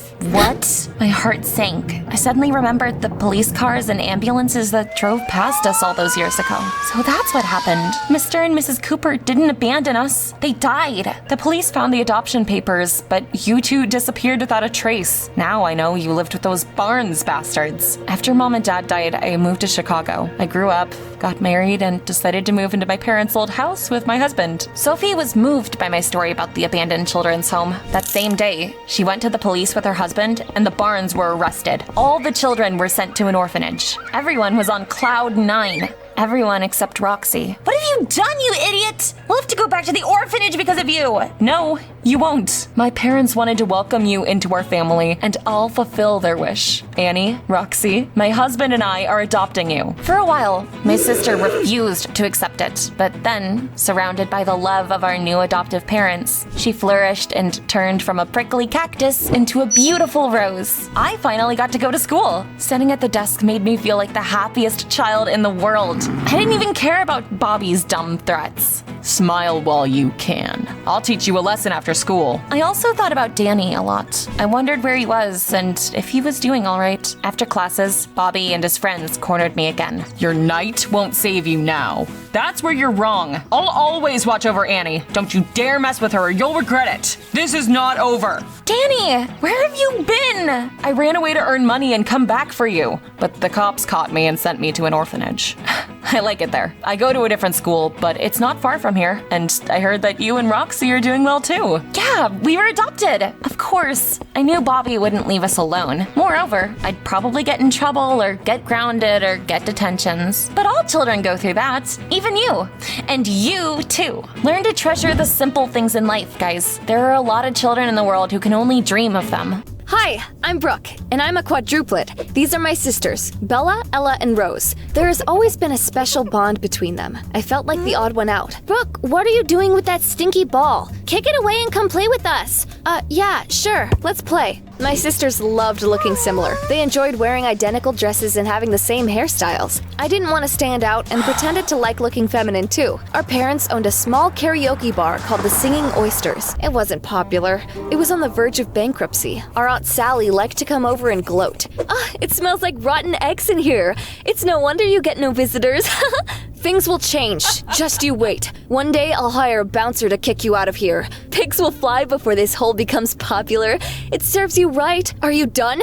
Now get out! Aunt Sally was Mom's sister. Their parents had left them a sports goods store, but Mom didn't want to run it. She decided to fulfill her dream and opened a karaoke bar instead. Aunt Sally saw it as betrayal. That's why I didn't tell my sisters that I wasn't like them. I didn't want them to think I was a traitor. No matter how lonely I felt, I kept my secret. One day, for the first time in our lives, my sisters and I had a serious fight over something stupid. That was the beginning of something incredible. During our fight, one of us accidentally hit the TV. It fell and broke, and we all started to blame each other. Let this be a lesson to you. This is what happens when you aren't working as a team. Our parents made us help them out at the bar as punishment. When a familiar song suddenly came on, Rose ran onto stage and started to sing. Bella and Ella quickly joined her. I couldn't sing as good as them, so I watched them. When they finished, everyone in the bar burst into applause. Girls, that was amazing! Could you repeat that tomorrow? Bella, Ella, and Rose nodded. Mom and Dad wanted me to join my sisters. Everyone liked the triplets' performance. I bet they'll go wild when they see quadruplets. But I can't sing. Not a problem. Just open your mouth and pretend to sing along. No one will notice anything. I hesitantly agreed. The four of us started to perform at the bar every weekend. Our band attracted visitors, and the Singing Oysters quickly became popular. One day, Aunt Sally came to gloat as usual, but she was in for a surprise.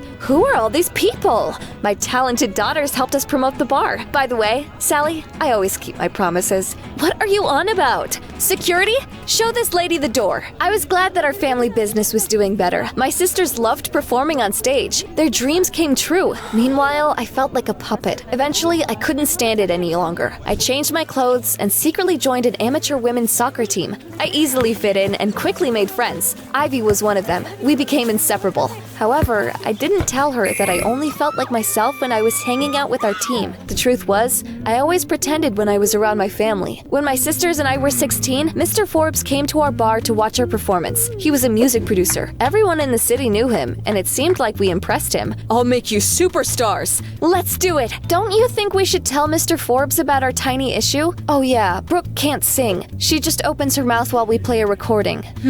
All of you need to sing if you want to record songs in a studio or perform in front of big crowds. We can't deceive your fans. Can't I just leave the band then? That's not an option either. Being quadruplets is what makes you unique. That's your key to success. You can't leave. I'll figure something out. A few days later, Mr. Forbes invited our parents and us to his studio to sign a contract. He also introduced us to Joy, a shy girl from a poor family. Hi, I'm very happy to be here. It felt like my ears were in heaven. Joy had an angelic voice. It turned out that was the reason Mr. Forbes invited her. Joy will be singing instead of Brooke. All you need to do is pretend to sing just like you usually do. And remember, you can't let anyone find out your secret, or we will all be in a world of trouble. To be honest, I didn't want to sign the contract or deceive anyone, but as usual, I did not dare go against my family. However, I had a bad feeling about it all. Are you really satisfied with doing all the work and getting none of the glory? Mr. Forbes promised to pay me well. That's good enough for me. Joy seemed nice, but I was sure that sooner or later that sweet little angel would cause problems. Mr. Forbes' team made us stage costumes. We looked like mermaids. My sisters and I were hard to recognize when we wore them. We ended up calling ourselves beautiful mermaids. Then began the days of endless photo shoots, studio recordings, and concerts. Joy did all the work for me, and I just opened my mouth on stage like a clown. The fame of Beautiful Mermaids skyrocketed. Our parents expanded their karaoke bar and started to rake it in. It drove Aunt Sally crazy. I can't believe my sister is successful now! Ella, Bella, and Rose were on cloud 9 and didn't notice how out of place I felt or how much I suffered. Living two secret lives was becoming harder by the day. I often missed soccer practice because of our rehearsals. Brooke, you're my friend and I love you. But if you aren't here in a minute, I'm going to bite you. I was also regularly late for rehearsals because of soccer practice. Brooke, where the heck are you? I'm on my way. I couldn't tell anyone about my problems, and soon enough, I was at the end of my rope. These posters are going to be hanging all over the city soon. Wow, we look amazing! While my sisters were beaming at the poster, poor Joy was barely holding back tears. She probably wanted to show people that it was her angelic voice they were listening to. I'm going to send you on tour soon, but now get up on that stage and rock it. I need to answer this. Give me a minute. Brooke, you aren't going to believe it! We can become professional athletes!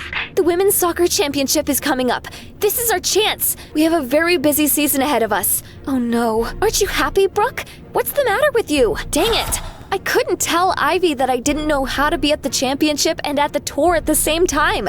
I didn't want to let my friends or my sisters down. In the end, I had a panic attack and fainted. Brooke, are you feeling sick? I'll call someone. No need, Joy. I'm fine. I can see that something is bothering you. Trouble shared is a trouble halved, right? I thought it would make me feel better, so I told Joy about my double life and how different I was from my sisters. You should talk to them. I realized Joy was right, but then I remembered how bad Mom's relationship with Aunt Sally was and decided not to rock the boat. The next time I came to soccer practice, my friends looked miserable. This is it. We won't even get to take part in the qualifying match because we don't have uniforms. They all came from poor families, so I said I would buy uniforms for the whole team. Brooke, where did you get the money?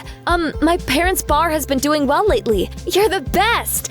We came to Aunt Sally's sports store. While my friends were choosing our future uniform, I was praying my aunt would not see me. After practice, everyone left, and then I saw Aunt Sally in the stands. She was staring right at me. Did you follow me here? I did. I saw you buying a uniform and couldn't help myself. Sorry, I'm surprised you're playing soccer instead of getting ready for the tour. Wait a minute, your family doesn't know about this, do they? They don't. I've been leading a double life, but things got out of control a while ago. Oh, Brooke, let's go for a walk. Honey, why didn't you tell your family the truth? Because I've been watching you and Mom fight for years. I don't want to be called a traitor by my family, and if I leave the band to play soccer, I'll let everyone down. Oh, this is my fault. The truth is, I've always hated the store my sister and I inherited. Your mom had the courage to leave and make her dream come true. Unlike me, she opened a bar, got married, and gave birth to talented daughters. Meanwhile, I'm still stuck in that stupid store. I envied your mom and blamed her for my failures. Forget everything else and follow your dream. Wow, you're right. I don't want to be in a band. To be honest, I can't even sing. A talented girl called Joy has been doing it for me. It's a secret though. Don't tell anyone. Oh, my lips are sealed, Brooke. Aunt Sally convinced me to talk to my friends about the band. I told them that I was only in it because I didn't want to fight with my sisters. So that's why you're always late for practice. Yeah, we're going on tour soon, but I'll figure it out. I won't miss any matches. You should have told us about all this ages ago instead of dealing with it all by yourself. Thank you, girls. To my great surprise, my friends weren't mad at me at all. Their reaction helped me pluck up the courage to come clean to my sisters. Unfortunately, that didn't end well. What? Soccer? Are you crazy? Forget about it and focus on our band. We won't forgive you if you let us down. Or have you forgotten that our band can only exist if there are 4 of us? For years, I've been doing everything to make your dreams come true, but now I need you to support me for once. Soccer is a stupid dream. Oh, is that so? Their words made my blood boil. In a fit of anger, I cut off my long hair and changed my clothes. I've always looked the way you wanted me to. This is how the real me looks. Nice to meet you. Mom, Dad, Brooke has lost it. She cut off her hair. She doesn't look like a mermaid anymore. I had no choice but to tell Mom and Dad the truth after that. To my surprise, Mom took my side. After all, she had once risked everything to make her dream come true as well. However, Dad got mad. If your band breaks up, we'll be struggling again. Some things are more important than money. I hope you're happy. It's your fault they're fighting. You're nothing but trouble. Were they right? Was I being selfish? A couple of days later, I was on my way to the qualifying match when Mr. Forbes called me. Brooke, have you told the band's secret to anyone? He said that an anonymous hater had made a post on the Beautiful Mermaid's official website. They said they would go live at 6 that night and tell all the fans our band's dirty secret. It didn't take a genius to figure out what the secret was going to be. Who would benefit from exposing us? I didn't have to think long. I'd long suspected that Joy would pull a stunt like that. She must have grown tired of living in my shadow. Don't worry, Mr. Forbes. I have a suspect. After that, I called my sisters and told them we had to stop Joy. Why? Our band's finished without you anyways. I don't care anymore. Since they didn't care about the Beautiful Mermaids anymore, I decided not to do anything. Instead, I went to the match. Our team performed great in the first half. During halftime, I suddenly noticed my family in the stands. It turned out Mom dragged everyone to the match so they'd cheer for me. Then, someone suddenly tapped me on the shoulder. Joy, what are you doing here? You told me about this match, remember? I came to cheer for you. Aren't you supposed to go live in an hour to expose the Beautiful Mermaids? What are you talking about? I would never do that. Wait, who's our anonymous hater then? No one knows the band's secret except us, our producer, and... Oh, dang it! I let it slip to Aunt Sally. I see. My sister is messing with my girls. I'm not sure about that, Mom. We had a heart-to-heart, and she said that she had always been jealous of you because you fulfilled your dream and opened a karaoke bar. Oh dear. She was jealous because of my family, not because of the bar. Sally and I once fell for the same guy, but your father chose me. Sally couldn't get over that. She probably wants to ruin your band's reputation so that we'll have money problems again. That was so unfair! I tried to reason with my sisters one more time. Ella, Bella, Rose, even though I'm a little different from you, it doesn't matter. We can be sisters even if we like different things. Let's work together and stop our aunt. Brooke is right. Let's do it, team! It was still halftime when we called our producer and asked him to bring us our costumes. Then we came out onto the field. The audience recognized our band and went wild. Hi everyone! Actually, we weren't going to perform here today, but we have a very important announcement. If you like Beautiful Mermaids because our songs and not because we're quadruplets, then please accept the fact that another girl is going to take my place. To be honest, she's been singing for me this whole time. What? You're a liar! Ah! The crowd got mad and started booing us. But then, Joy started to sing, and everyone listened to her, spellbound. When my sisters joined Joy, the audience forgot all about their anger. They got a standing ovation. Beautiful Mermaids definitely had a great future ahead of them. The rest of our match flew by, and our team won a prize. When Aunt Sally revealed our band's secret, none of our fans cared about it. After all, the recording of our performance on the soccer field had already gone viral by then. Aunt Sally screwed up. I feel a little sorry for her though. She was probably very lonely if she was that jealous of our family. This proves once again that nothing is more important than family. I'm glad I finally stood up for myself. Despite our different personalities, dreams, and talents, my sisters and I are still close. Do you have any siblings? Tell us about them in the comments down below.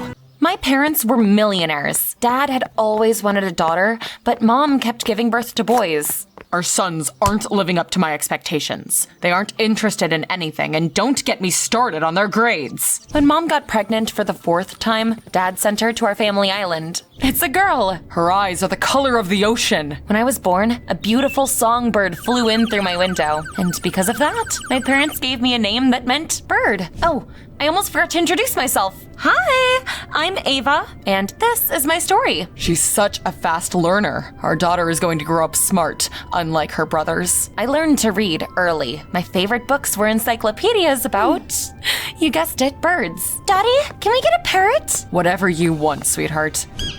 I'm gonna call you Rio. One day, I let him out of the cage and I forgot to close the door. Rio flew out of my room and I had to look for him all over the house. Get your bird out of here. Dimwit, dimwit. You're the dimwit. We're rehearsing. We're creating masterpieces. It's your turn to play the drums today. I don't want to, I'm guitarist. We'll be left without a drummer then. My brothers wanted to be famous rock stars. I felt guilty for disturbing them, and I resolved to help them. When they left for school the next day, I snuck into their room. I'll work hard and become the drummer. I practiced in secret every day. Soon after that, my parents threw an amazing birthday party for me. Happy birthday, sweetie. Wow! Rio seems to like it. The party was in full swing when my brothers decided to perform for the guests. I sneakily sat down at the drums. That was amazing! Where did you learn to play like that? You're still a baby. My ears almost started bleeding when it was just the boys playing. I wanted us to have fun together, but my brothers got really mad at me. You've ruined everything! You aren't getting away with this! After the party, I checked up on Rio and saw that his new house was trashed. Why did you do this? Because show-offs like you need to be taught a lesson. The 3 of you have gone too far this time. No pocket money for a month. You're too hard on our boys. Ava's going to grow up spoiled if you keep this up. I kept tossing and turning that night. Eventually, I came down to the kitchen to get some water, and I heard a noise outside. There was a stranger in front of our gate. She was trying to walk past the security guards. At some point, she noticed me and started to scream like crazy. I got scared, but then Dad appeared. Kick her out of here and call the police. Who was that, Daddy? Just a wacko. When I was 10, we became even richer. Dad worked extremely hard to grow his business. I don't understand why the numbers aren't adding up. It's simple. You made a mistake right here. Oh, you're right. Ava is such a brilliant girl. You 3 should follow her example. You're older, but so much dumber. Our sons are artists. They were born to create music, not do business. You should promote them. Dad eventually gave in and invited a music producer over. He arrived only a few days later. They're so talented. Dimwit, dimwit. Please lock your parrot in a cage. I'm allergic to, feathers. I quickly ran for a first aid kit and I found the right pills for him. I'm not staying here another minute. This is outrageous. Dimwit, dimwit. You're nothing but trouble. The producer didn't even get to listen to the boys' full performance. It's a good thing he didn't. Their music sounds worse than a screeching bird. Dad always took my side, while Mom stood up for my brothers. Sometimes it felt like she didn't love me at all. By the time I turned 16, my fascination with birds was stronger than ever. I spent several months developing a business proposal, and it was finally time to show it to my dad. You want to open a greenhouse in the city. It would be an exotic place where people could feel like they're alone with nature. I've already found suppliers to order tropical plants and rare birds from. I think it's a great idea. I'm going to sponsor your project. You're the best! This is ridiculous. Ava is only 16. She's just wasting your money. You should use it to promote our boys' band instead. Our boys missed hundreds of opportunities. They've long since grown up and still haven't achieved anything. They were even kicked out of university. That evening, my brothers cornered me next to my room. Why do you get everything and we get nothing? Daddy's little girl. Let me through! And what if we don't? Oh, you dumb bird! I slipped inside while Rio was distracting them. When the holidays began, I found the perfect place for my greenhouse. Then I ordered in some birds and exotic plants. The palm trees are here! I noticed a strange woman nearby. She was looking right at me and, for some reason, seemed familiar. Oh, but of course! She was that wacko I'd met as a kid. Please sign here for delivery. By the time I turned around, the woman had left. That night, I was woken up by a terrible noise. Mom, Dad, and I burst out of our rooms and ran downstairs. You dropped it because you pushed me. Were you out late partying again? Are you ever going to make something of yourselves? The next morning, Dad called me to his study. My sons have disappointed me. I was going to hand down the bulk of the inheritance to them, but now I'm going to update my will and make you my main heir. What? Wait, please think about this some more. I've already made my decision. Without a sound, Dad suddenly came up to the door and quickly opened it. Ouch! Were you eavesdropping? How could you do that? Ava is the only one you care about. I know you always wanted a daughter, but this is too much. You don't know anything about business, and our sons are useless. Ava is our only hope. That's not fair.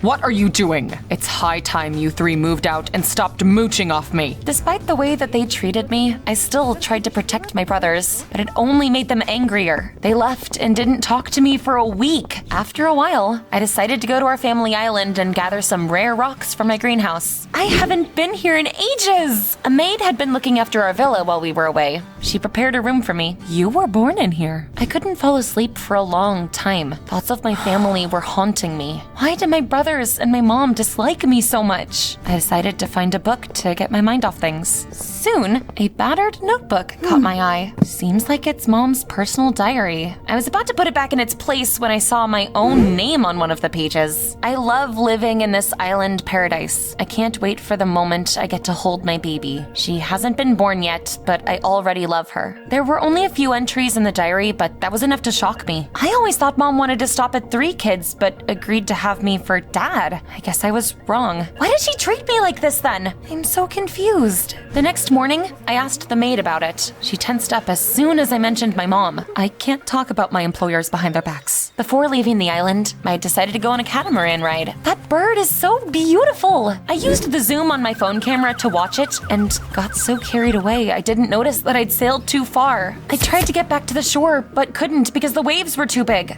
Dang it! I'm being carried away into the open ocean! Then I heard the roar of an engine and saw a boat. Get over here, sis. What are you doing here? You're not gonna believe it, but we came to talk to you. We've thought about the way we were acting and realized we were in the wrong. We were jealous of your success, and we often went too far. We're sorry. Dad's right. You're the only one worthy of being the main heir. We're gonna focus on making music. My brother's apologies came as a surprise to me, but they seemed sincere. We returned home together. I took my mother's diary with me. That evening, for the first time in a while, we had a family dinner. I'm glad you finally made up. I decided to talk to Mom while everyone was getting along. I think you left it on the island. When my mom saw the diary, for some reason, she got mad. I could tell, even though she tried to hide it. Later, I saw her give it to the maid. Burn that cursed diary. That was weird. I tried to talk to her again, but Mom lost her temper. I didn't want to fight again, and I left her alone. The next morning, I was in for an unpleasant surprise. Someone had trashed my greenhouse. What happened here? Someone broke in last night. It's a shame you haven't installed any cameras yet. The perpetrator left no clues behind. However, that same day, I saw that crazy woman next to the greenhouse. She was looking at me and smiling. A couple of days after that, I received more bad news. You were supposed to deliver the flamingos today. But the day before yesterday, someone called us and asked us to cancel your order. daughter. Who could have done that to mess with me? My brothers came to mind first, but they were away writing music. Could it be that wacko? No, I doubt it. Over the next week, things kept going downhill. You've made too many mistakes. Be more careful. One day, I got a call from the police, and they came to my greenhouse again. We received a tip about your involvement in smuggling. This is nonsense. But soon, the police found gems in the flower pots. Someone planted them. We'll talk at the station. As I got into the car, I noticed the crazy woman nearby again. Could it really be a coincidence? Dad dealt with the police, but he wasn't happy with me. Don't forget, we have a reputation to uphold. You've let our family down. Come on, Ava's been perfect her whole life. Everyone makes mistakes. Soon, Dad began to promote the greenhouse and sent out invitations to dozens of journalists. On the morning of opening day, my stomach was in knots. I hope we'll get through this, Rio. I was putting the finishing touches on the greenhouse when I got a message from an unfamiliar number. I know your family's secret. It's about you. If you arrive at this address in an hour, I'll tell it to you. At first, I wanted to delete the message, but in the end, curiosity got the better of me. What if I find out the truth about Mom? Just in case something went wrong. Before leaving, I left a note and wrote down the address I'd been sent. I arrived at an empty building in the city. All the rooms inside it were locked. Finally, I managed to open one of the doors. It was dark inside. I was about to leave when someone attacked me from behind and took away my backpack. The next moment, the door slammed shut and I heard the sound of a key turning. Hey! Open the door! Let me out! And then, all hell broke loose. What's going on? At some point, a recording started to play, and I heard a creepy laugh. No one wants you, not even your parents.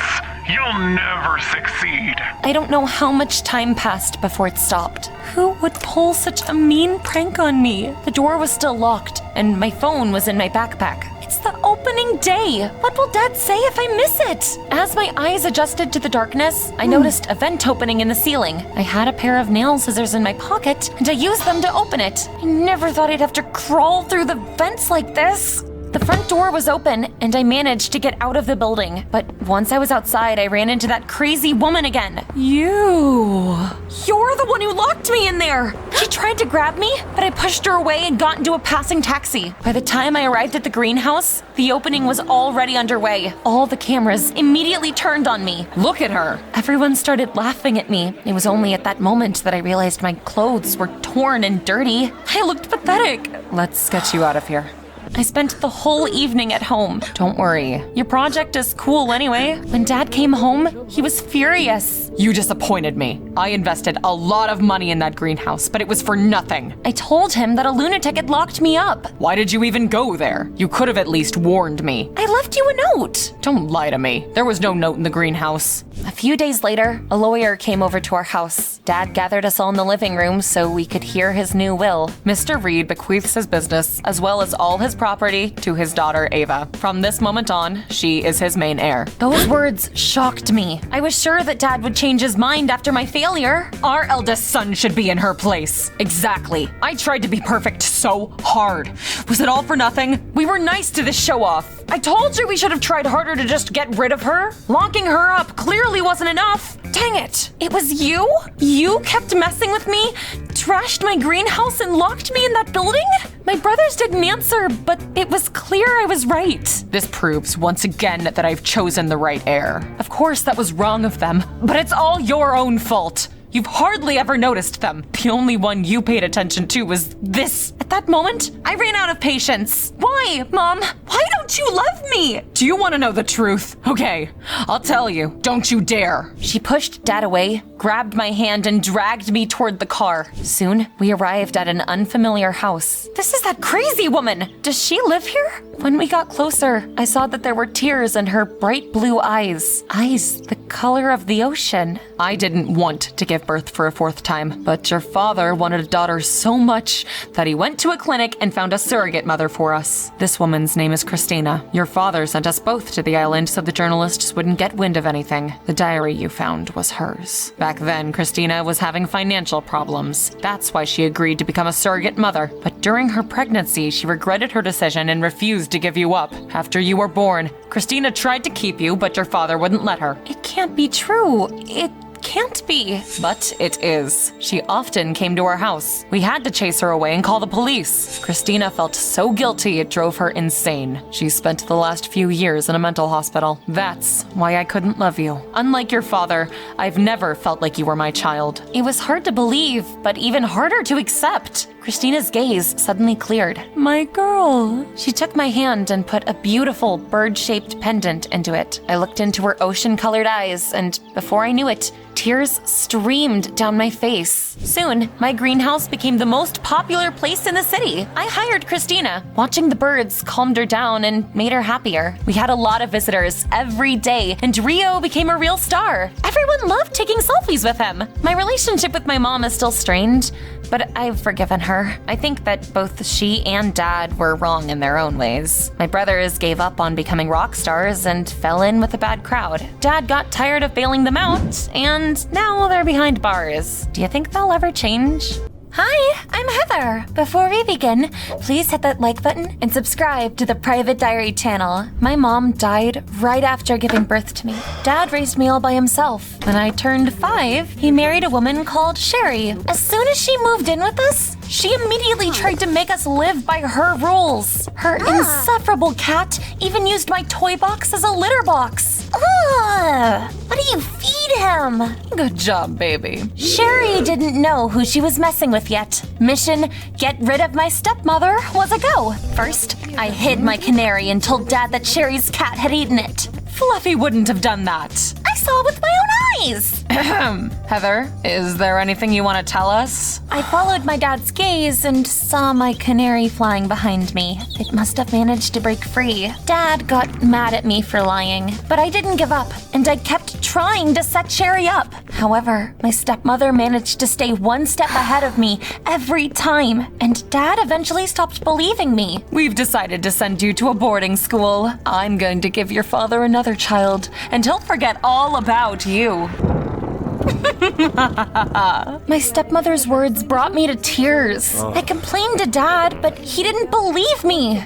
No wonder. It was Sherry's birthday a week later. She invited a lot of guests to our house. I was eating cakes under the table when I suddenly felt a terrible pain in my stomach. Dad, I'm not feeling well. Honey, she's lying to ruin my party. I'm telling the truth. That's enough, Heather. I'm tired of your lies. Dad didn't believe his own daughter yet again. I was feeling worse by the minute. I think this girl is sick. Don't pay her any mind. She's faking it. A second later, I fainted in front of all the guests. When I came to, I was in a hospital. The first thing I saw was Dr. Sullivan. She was sobbing and made quite an impression on me. Are you crying because of me? No, Heather. You're going to be all right. I did your surgery and removed your appendix. You're a very strong girl. Get better soon. A nurse came to see me in the morning and told me I'd be able to go home soon. Where's Dr. Sullivan? Oh, she had to take some time off.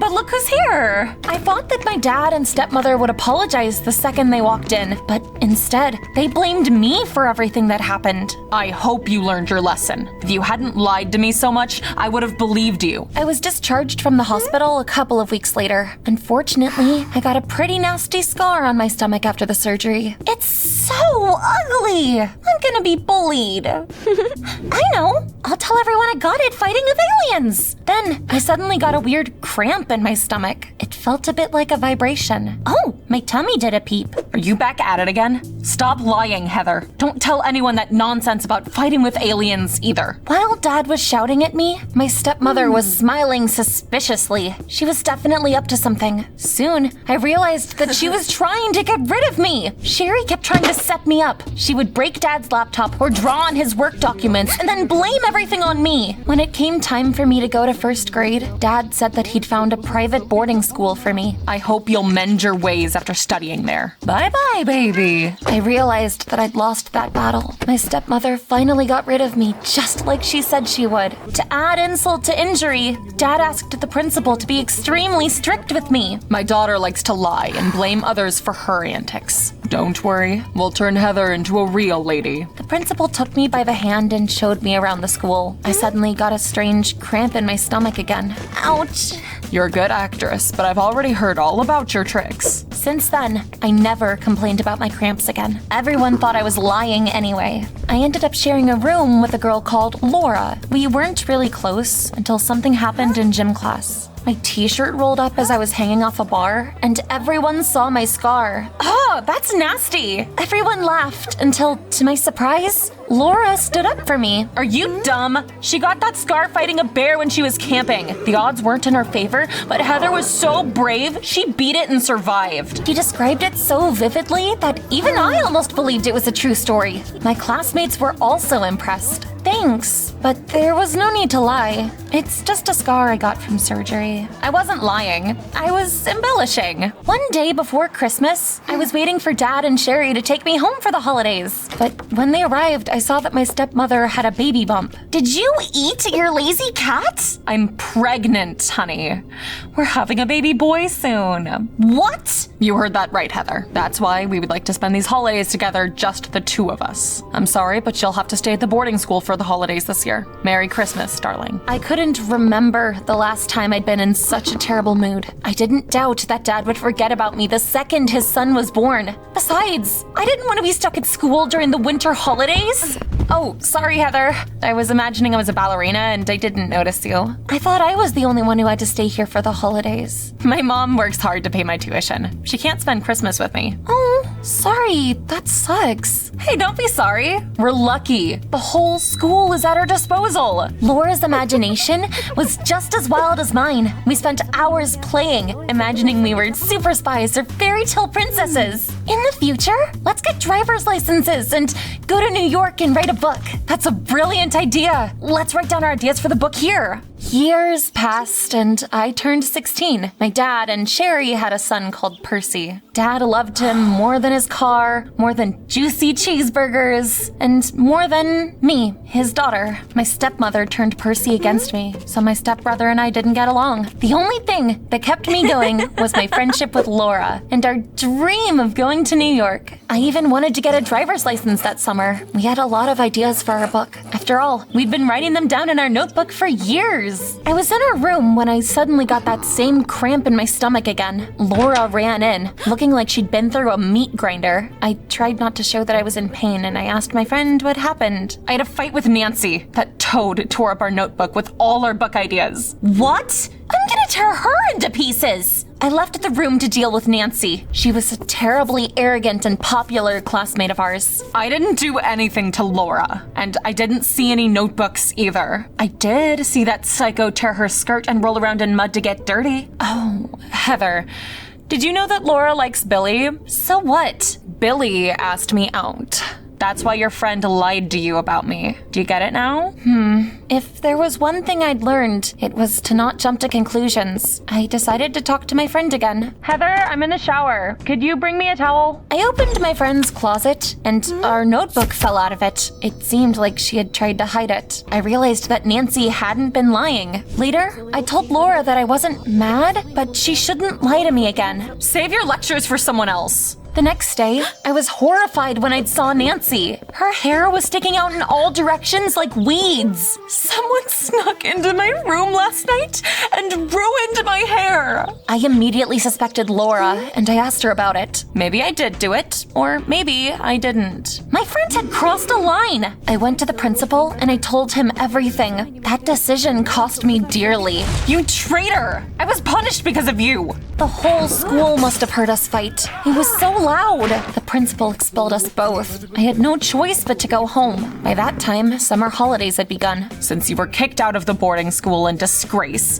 you'll go to a local school after the summer holidays. I wasn't happy to be back home. After all, now I had to live under one roof with my stepmother and Percy. That little devil turned my life into a living hell. My stepmother must have told him to do it. I didn't even try to complain to Dad. He wouldn't have believed me anyway. Soon, I decided that I wasn't gonna stay there. Even though Laura and I had a fight, I still wanted to go to New York to pay for my driving lessons, I got a job at a comic book store owned by Mrs. Stone. The woman's smile when she heard my name looked a bit suspicious. You're hired. I have an important task for you. See the comic book store across the street? Those are our competitors. They opened their store recently, and now they're trying to steal my customers. What do you want me to do? Mrs. Stone asked me to pretend like I was a customer, walk into her competitor's store, and spray their books with a fart spray from a prank store. If it smells nasty there, all their customers will run for sure. I'm not doing that. What?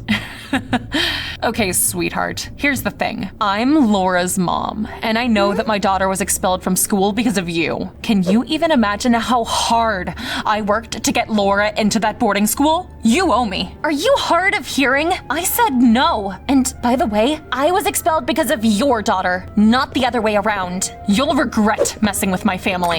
I left the store with my head held high, but before going home, I went to the store across the street. There was a nice guy working at the register. I looked at his name tag and saw his name was Chaz. Hi, just so you know, Mrs. Stone is planning a stinky revenge against you. She's not happy about your store poaching her customers. We've been here for years. She is the one who recently opened a store next to us. But thanks for the tip, stranger. My name's Heather. Good luck fighting that witch.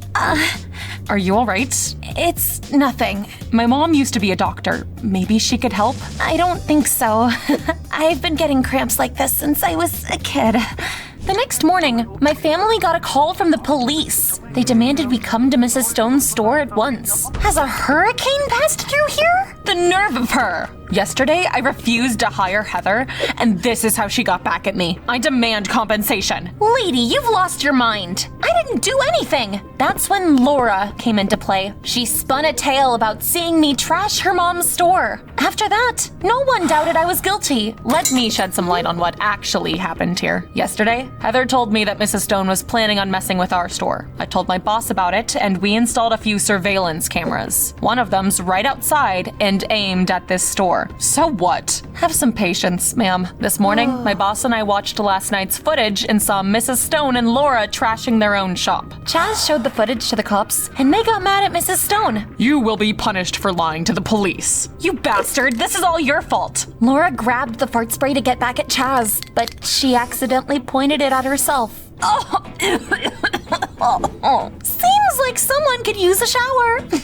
Heather, I'm sorry I didn't believe you. I'm used to it. See what happens to people who do bad things because their mom tells them to? Yeah, I won't do it again, I promise. After everyone had left, Chaz came up to me. Since we've helped each other, do you maybe want to hang out together tonight? I'd love to get to know you better. Chaz showed me a cool park near his house. We talked for a long time while the summer breeze ruffled our hair. When I was a kid, I used to come here to be alone. When I was 5, my father died tragically. I'm so sorry. No child should have to go through that. Things were going great until I felt a terrible pain in my stomach. This time, it was so strong I couldn't get up. Chaz picked me up and carried me to his house. Mom, this girl needs help. Incredibly, I recognized Chaz's mom. It was Dr. Sullivan who'd done my surgery. The woman looked like she'd hit rock bottom. You know I'm not practicing medicine anymore. This girl should go to a hospital. You're just stuck in the past. Chaz got mad at his mom and called an ambulance. We went to the hospital. He was by my side the whole time. The doctor couldn't figure out what was wrong with me for the longest time until he did a CT scan. Unbelievable. Heather, you have a surgical drain in your stomach. Have you ever had surgery? 10 years ago, Dr. Sullivan removed my appendix. What? My mom did? Apparently, she made a mistake and left the drain in your stomach. That's what's been bothering you all these years. Don't worry, we'll do a simple surgery and remove it. Chaz ran off somewhere, looking lost. I was brought to another room to wait for the surgery. My stomach was in knots, but at least I'd finally found out what had been vibrating in my stomach. Chaz told me what happened. I'm so sorry. My husband died that day 10 years ago. I was a complete mess. There were no other surgeons on call, and I had to do your surgery. And apparently, because of the state I was in, I made an unforgivable mistake. It was the last surgery I'd ever ever did. I fell into a depression and stopped practicing medicine after that. I'm sorry that happened to you, but I can't forgive you. All these years I've been suffering and no one believed me. I was taken to the operating room. When I woke up from anesthesia, there was a smiling doctor standing next to me. Congratulations, Heather. Today is your 2nd birthday. What are you talking about? During the surgery, we noticed a small tumor in your stomach. It wouldn't have bothered you until it was too late. If it hadn't been for the drain, the tumor would never have been discovered and things would have most likely ended badly for you. But now we've removed the tumor and nothing is threatening your health anymore. Jeez, I need some time to digest this information. I had visitors the next morning. It was my family and Chaz with his mom. Heather, I'm so sorry I ignored your complaints when you were a kid. Sherry's sorry too. Yeah, whatever you say. Get better soon, sis. Thanks, Percy. They told us about the tumor. If it hadn't been for your mistake, I might not have lived to adulthood. So it was probably fate. For me, it's a sign that it's time to return to my vacation. More like it's a sign you should do your job better. Okay, let's go. Heather needs to recover so we can go on a date. That was me asking you out, just so you know. And I'm saying yes, just so you know. During my recovery, I decided to write down new ideas for a book. After all, my dream hasn't died. By the way, if you were writing a book, what would it be about? How am I supposed to get out of this mess? I wish aliens would come and take me away. Oh, hi there. I'm Sally. You might be wondering how I got here. Well, come on, Mr. Smokey. Help me out here. Eventually, I managed to shove him into my backpack. All that was left to do was to sneak past my parents before they noticed anything. I'd never had any problems with that, though. Everyone at school loved my pet. We were both enjoying the attention until Karen appeared. You're acting like you've never seen a cat before. Look what I got. Wow, it's a goldfish! For some reason, I'd always been obsessed with being the center of attention. I wanted to be the coolest, the best, #1. That's why I was always competing with everyone. Of course, it wasn't all victories and rainbows. I put my cat in my backpack and went to class. How was I supposed to know about our teacher's allergy? Kids, achoo! Did any of you bring your pet to school? Achoo! Check Sally's backpack. You're in for a surprise. My pet is at home. Achoo! What are those sounds then? That was my stomach. I'm going to check for myself. Oh, I wish he hadn't done that. Ah! Get him off me! The teacher ran around the classroom trying to pull my cat off until he stumbled over Karen's backpack. All my classmates were dying laughing. Unfortunately, our teacher didn't share the amusement. Sally, Karen, principal's office now! After school, my best friend Leslie and I went home together. What did the principal say? He called our parents to school. I heard that Karen's parents are rich and beautiful like movie stars. Really? Yeah, by the way, Sally, we've been friends for a long time now, but I've never met your parents. Would you introduce me to them? I can't today. We're renovating, flooded, and expecting guests. See you tomorrow. Okay. Karen's folks were really cool, and I wanted to beat her no matter what. That's why I couldn't bring my real parents to school. What should I do? I've got it! The next morning, I took my mom's dress, dad's suit, and money from my piggy bank. Then I paid 2 homeless people to pretend they were my parents. Soon, Karen, Leslie, and I were sitting outside the principal's office. Karen and I were waiting for our parents, and Leslie was there to support me. Karen, you're an embarrassment! This prank is going to cost you a trip to Disneyland! My classmate was in a world of trouble. Meanwhile, my fake parents took my side without hesitation. Sally, bringing our cat to school was a stroke of genius. See you at home, sweetie. Why do your parents stink like the soup kitchen for the homeless? You're so clueless. Jeez. That's the new Chanel perfume. Karen bit her tongue and didn't say anything else. But for some reason, Leslie was glaring at me. Why did you ask homeless people to pose as your parents? How did you find out? I give them $1 on my way to school every morning. Don't even try to deny it. I couldn't bring my real parents to school because they're ugly, evil monsters. I'm the only pretty person in my family. Are you serious? As a heart attack! Come on, I'll prove it to you. See, they look like evil goblins. Do you believe me now? If you were Pinocchio, your nose would have poked my eye out. Why? Because you're a liar. Your parents look completely normal. Do you take me for an idiot? Leslie, I was telling you the truth. They're ugly monsters. Why can't you see it? But my friend didn't even turn around. Not much changed in my life when I turned 17. I still loved to compete with everyone because I wanted to be the brightest star in the sky. I dyed my hair all the colors of the rainbow to stand out more and became the best student at school. I even won a local beauty contest. But despite all my achievements, I still didn't feel important. It felt like no one noticed any of my efforts. As for Leslie, after that stupid childhood squabble, our friendship burst like a bubble. Now Leslie was friends with Karen. Speaking of Miss Smelly Socks, at the beginning of the holidays, Karen decided to throw a party at her lake house and handed out invitations to everyone at school. Of course, she pointedly ignored me. My party is only for the chosen ones. I'm literally a beauty queen. You're the queen of being lame. Besides, you need a car to reach my house, but you don't have one, do you? Bye, loser. I wasn't going to take that lying down. That evening, I stole the car keys from my mom to go to the party. Everyone's jaws were going to drop when they see me. As soon as I reached the highway, I saw a handsome guy. He was standing next to an expensive car and motioning for me to stop. Hello, my car broke down and my phone died. Could I use yours to make a call? The guy called a tow truck and then suddenly smiled at me. I know what you're thinking. I'm wondering why you aren't returning my phone. Oh, is this really Alex Tip Top? That's right, baby, it's me. As a thank you for your help, I'll even take a selfie with you. I had no idea who that guy was, so I googled him. That's how I found out that Alex Tip Top was a famous blogger. However, I should have really stopped the car before getting distracted like that. A moment later, I lost control of it and knocked over a bus stop sign. It doesn't look that bad. I'll just tell my parents that raccoons got into the garage and threw a party on the hood of the car. Soon, I drove up to Karen's lake house. Everyone came outside when they heard me coming. It turned out that what they actually came out to see was the police car chasing after me. You're under arrest. What? It wasn't me. It was a raccoon. I was handcuffed in front of everyone. Karen must have been over the moon.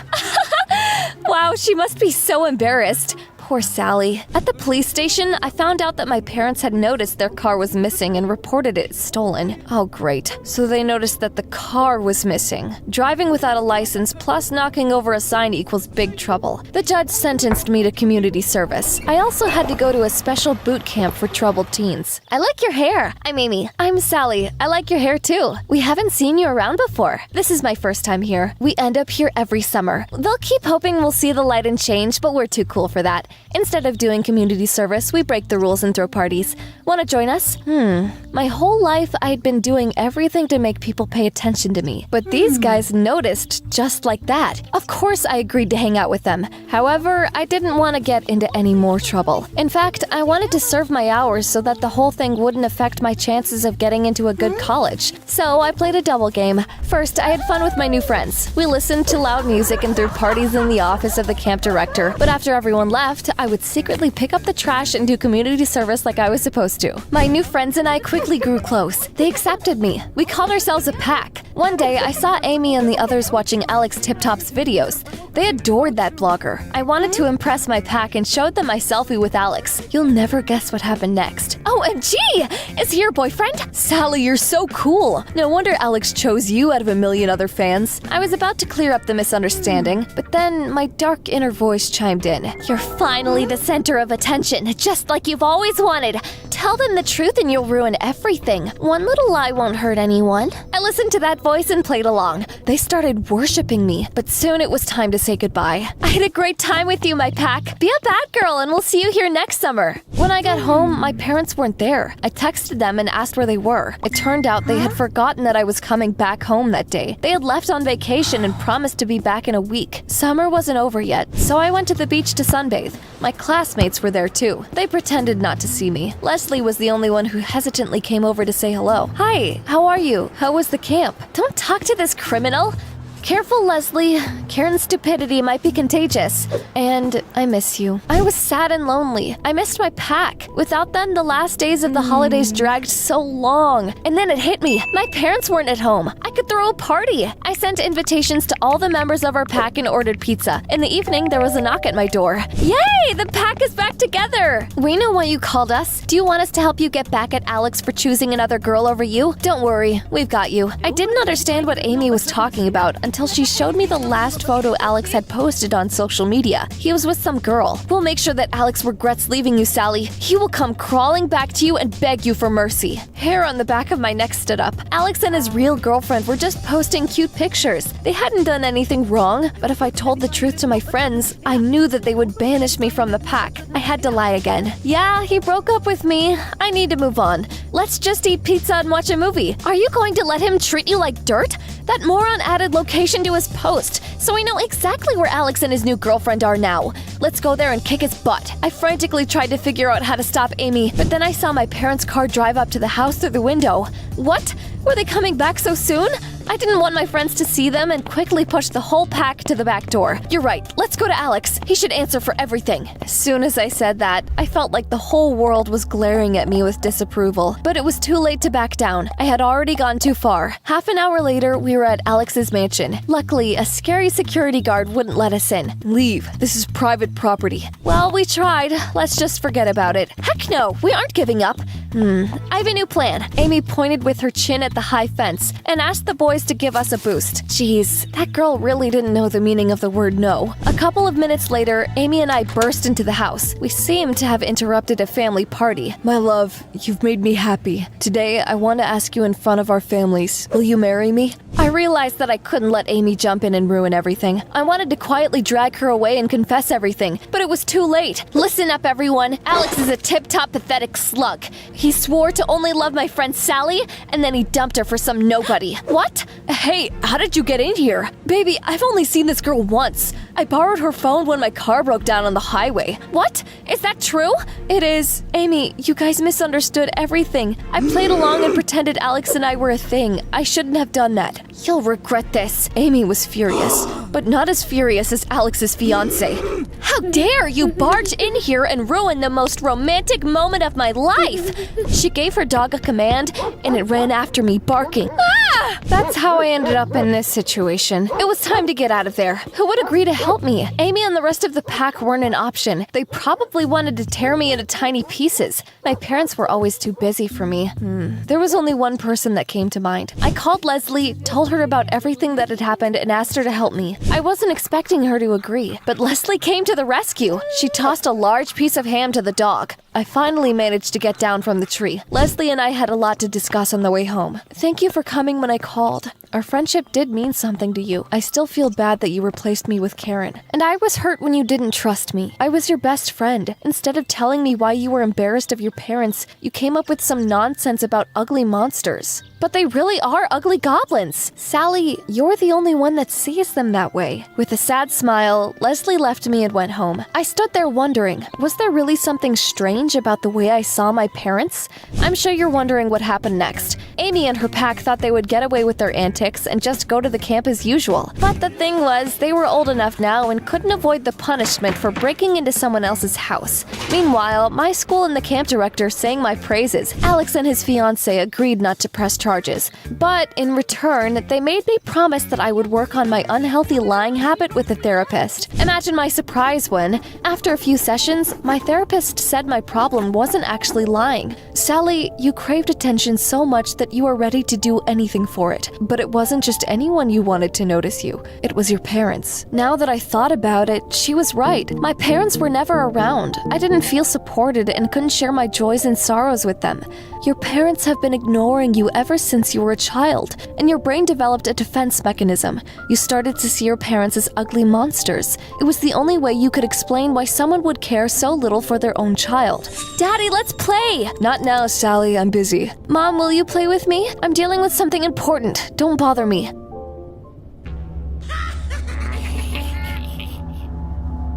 You wanted to be loved, and that's why you spent your whole life trying to attract attention. However, there was only one person whose love for you matters. That person is you, Sally. Talking to a therapist helped me deal with my issues. Right now, I'm trying to rekindle my friendship with Leslie. I think we'll be fine. As for my parents, as I grew up, I realized that they were just working hard and were very tired. That's why we spent so little time together. Thanks to them, I never wanted for anything, but I wish they'd spent more time with me instead. What do you think? Tell me in the comments down below. By the way, no animals were harmed during the filming of this episode. Hi, I'm Ashley. I have a twin sister, Harper. This story is about us. Identical girls whose lives couldn't be more different. Welcome to the St. Hopelessness Orphanage on the outskirts of Boston. Harper and I ended up there when we were barely a month old. It was the most depressing place in the universe. Its principal, Miss Carter, genuinely hated children. Your parents were homeless nobodies. I'm sure you'll end up just like them.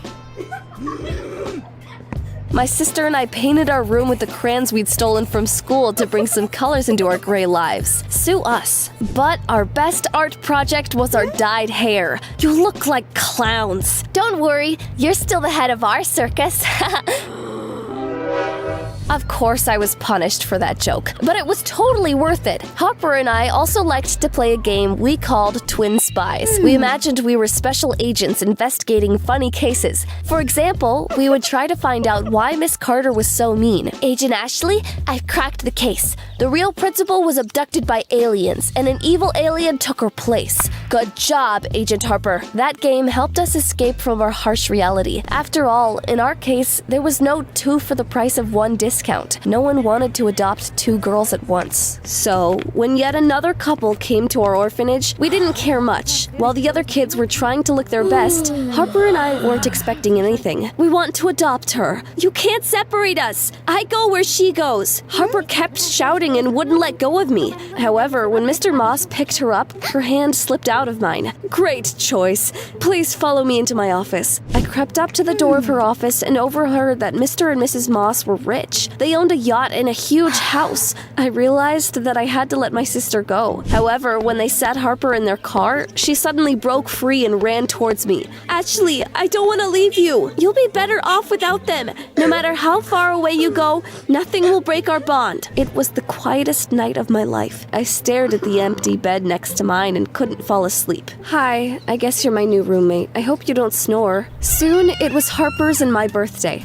I wanted to congratulate her and ask Miss Carter for the Moss's address. That's confidential information. You're here and Harper's not. You'd better accept it. No way I was going to do that. I put my pet mouse on the director's head. Get this monster off me! Meanwhile, I sneaked into her office and found out my sister's new address. The mansion looked amazing when I arrived. The Moss's mailbox was bigger than my bed. I rang the doorbell for a long time, but no one opened the door. They moved as soon as they adopted a little girl. By the way, she looked a lot like you. That was my sister. Do you know their new address? When the woman shook her head, I felt like crying, but instead, I looked at the house and whispered, I hope that wherever you are, you're happy, Harper. Years went by, and I turned 17. Several couples had tried to adopt me, but they always returned me like one would return damaged goods to a store. I guess I was too willful for these families. Look who's back. No one wants to take you in. I wonder what's wrong with you. Miss Carter deserved to live in a hell of burnt waffles and broken air conditioners. I decided to avenge myself and all the other poor children in our orphanage. The principal had somehow gotten the money for a fancy car, and I got an idea. I knew my new spray can would come in handy. A surprise inspection at the orphanage.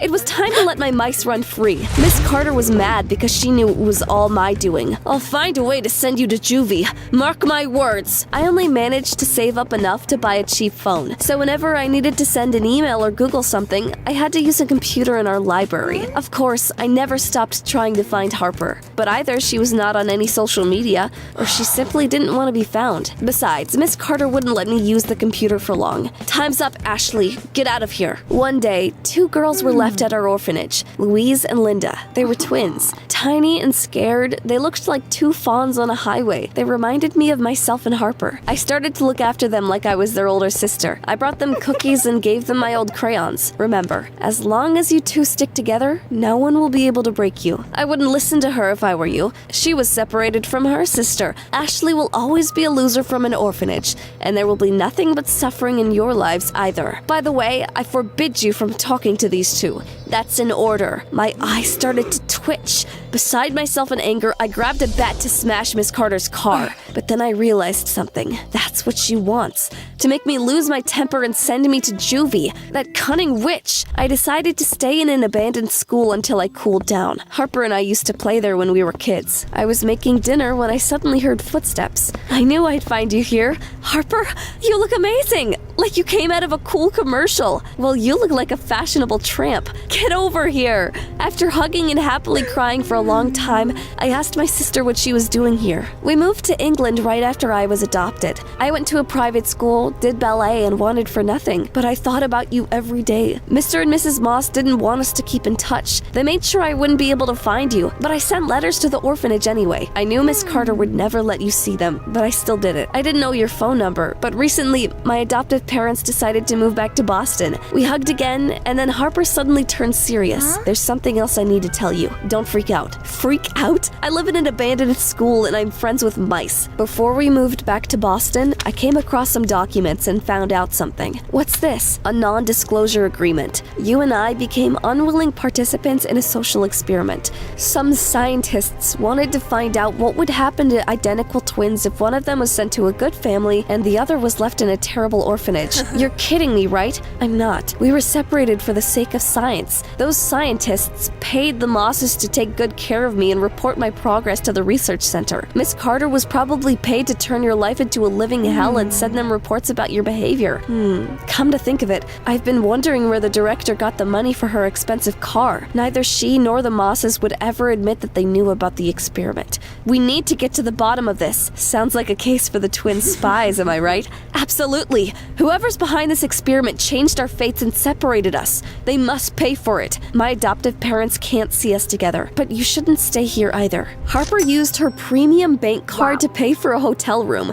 It was the first time I slept on a bed that soft. We spent the whole night chatting and eating chips. The next morning, our investigation began. Where do we start? Let's start with this. We used Harper's laptop and found out that it was a logo of a private institute of behavioral psychology. We were even able to find out its address. It was a couple of hours away from us. Harper called a taxi and a guy called Hang came to pick us up. I'm at your service, ladies. Where are we going? Soon we reached the institute. It looked like it had been abandoned years ago, but Harper and I decided to go inside and take a look around anyway. I used a hair clip to open one of the archive cabinets and flipped through the paper folders inside it. Meanwhile, Harper tried to turn on one of the old computers. That was a fatal mistake. An attempt to hack the system has been detected. Self-destruction in 10, 9, 8. That's our cue to get out of here. I grabbed one of the folders and we ran to Hank's car. Hit the gas! The moment we thought we were out of danger, a suspicious car got on our trail, but Hank turned out to be a good driver and managed to lose it. Thank you. Don't tell anyone where we went. Harper and I came back to our hotel room and saw that someone had been there while we were gone. Whoever was behind the experiment was trying to intimidate us. We didn't trust the police, and it wasn't safe to stay in the hotel anymore. I suggested we go back to the abandoned school. We read the folder I had brought back with me. It was full of notes on multiple experiments on twins. The project had been going on for at least 15 years, and Harper and I were far from the first test subjects. How many names and addresses are in here? Look at this girl, Samantha Smith. Lives in Boston. We should go talk to her. I'll call Hang. However, we heard strange noises and heavy breathing when he answered the phone. The car's chasing me again. What have you gotten me into? He hung up, and we realized that the only way to help Hang was to find out who was behind it all. We found Samantha's house and told her about the experiment. She seemed terrified and looked around nervously. Have you been followed? I don't think so. Get inside. Her basement looked more like a detective's office. 15 years ago, I was separated from my twin. My sister was adopted by rich people, but I was left in an orphanage. After that, they watched me like I was a guinea pig. I realized that something was wrong and started to investigate. Here's everything I've been able to find out about the Research Institute over the years. It's a huge network. They have people all over the world. That means they've ruined a lot of lives. We need to stop them. All of a sudden, we heard loud footsteps upstairs. We carefully peeked out from behind the basement door and saw people in black. It's them. I'll hold them off. Run away. She pointed at the small window in the basement. Before we left, Samantha shoved a piece of paper into my hand. These are the names of the scientists who came up with this experiment. Find them. I swear they'll pay for everything. We ran back to the abandoned school. I wanted to immediately tell the whole world about the experiment. No, let's Google the names of these scientists first. What if those men in black are already on our trail? We should tell people about them in case something happens to us. I took Harper's laptop and started a stream. At first, there weren't many viewers, but the more I talked about our investigation, the more people joined it. Why did you do that? You aren't following the script. What? We were supposed to find out that the head scientists are our parents first. What are you talking about? Okay, listen. The experiment, the research institute, the chase, none of it was real. Hang, Samantha, and everyone else were just hired actors. Everything was going according to my plan until you started the stream. When the Mosses and I moved back to Boston, I found some documents about our biological parents. They aren't homeless and only left us in an orphanage because they weren't ready for children. I came up with this game so that you and I could get close to them. Why, Harper? I was tired of swimming in money, going to private schools, and traveling all the time. I missed the adventures we used to have when we were kids. I wanted us to be twin spies again. Why are you mad? You escaped to a fairy tale, but I've been surviving in hell all these years. How dare you complain about your perfect life? Ashley, I get lost. I returned to the orphanage, and Miss Carter greeted me with a nasty smirk as usual. The police are looking for you, runaway. But first, there's someone here who wants to talk to you. Hello, Ashley. My name is Mr. Long. You recently held a live stream, and I only have one question. How did you find out about the experiment?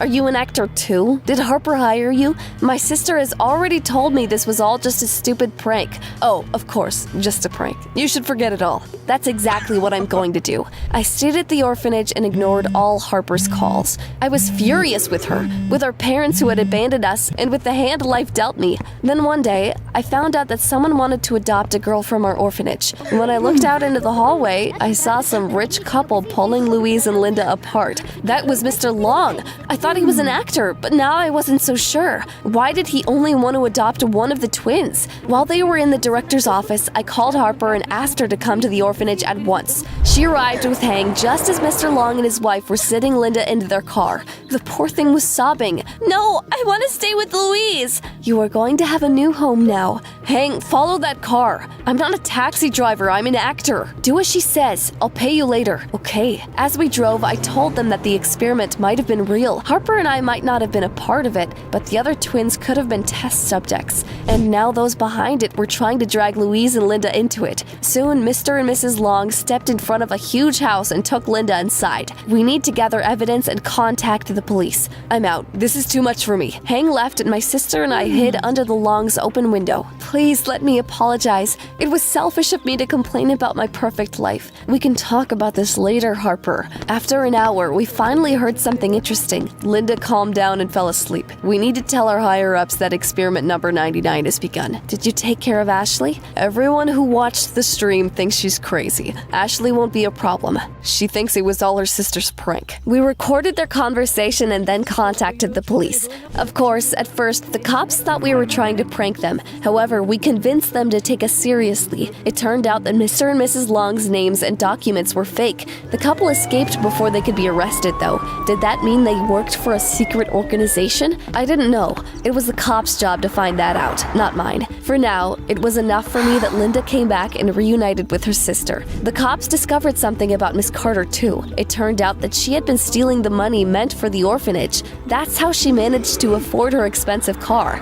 That witch deserved to rot in prison. A good man became the new principal of our orphanage. He immediately renovated it and bought a lot of new furniture and toys for us. Our gray home became a place full of joy. Girls, even orphans can go far in life. I'm about to go to college and prove it to you. Hi, what are we doing today? I've got an idea. I forgave Harper. We might have lived different lives, but we are still a family. What would you do in my place?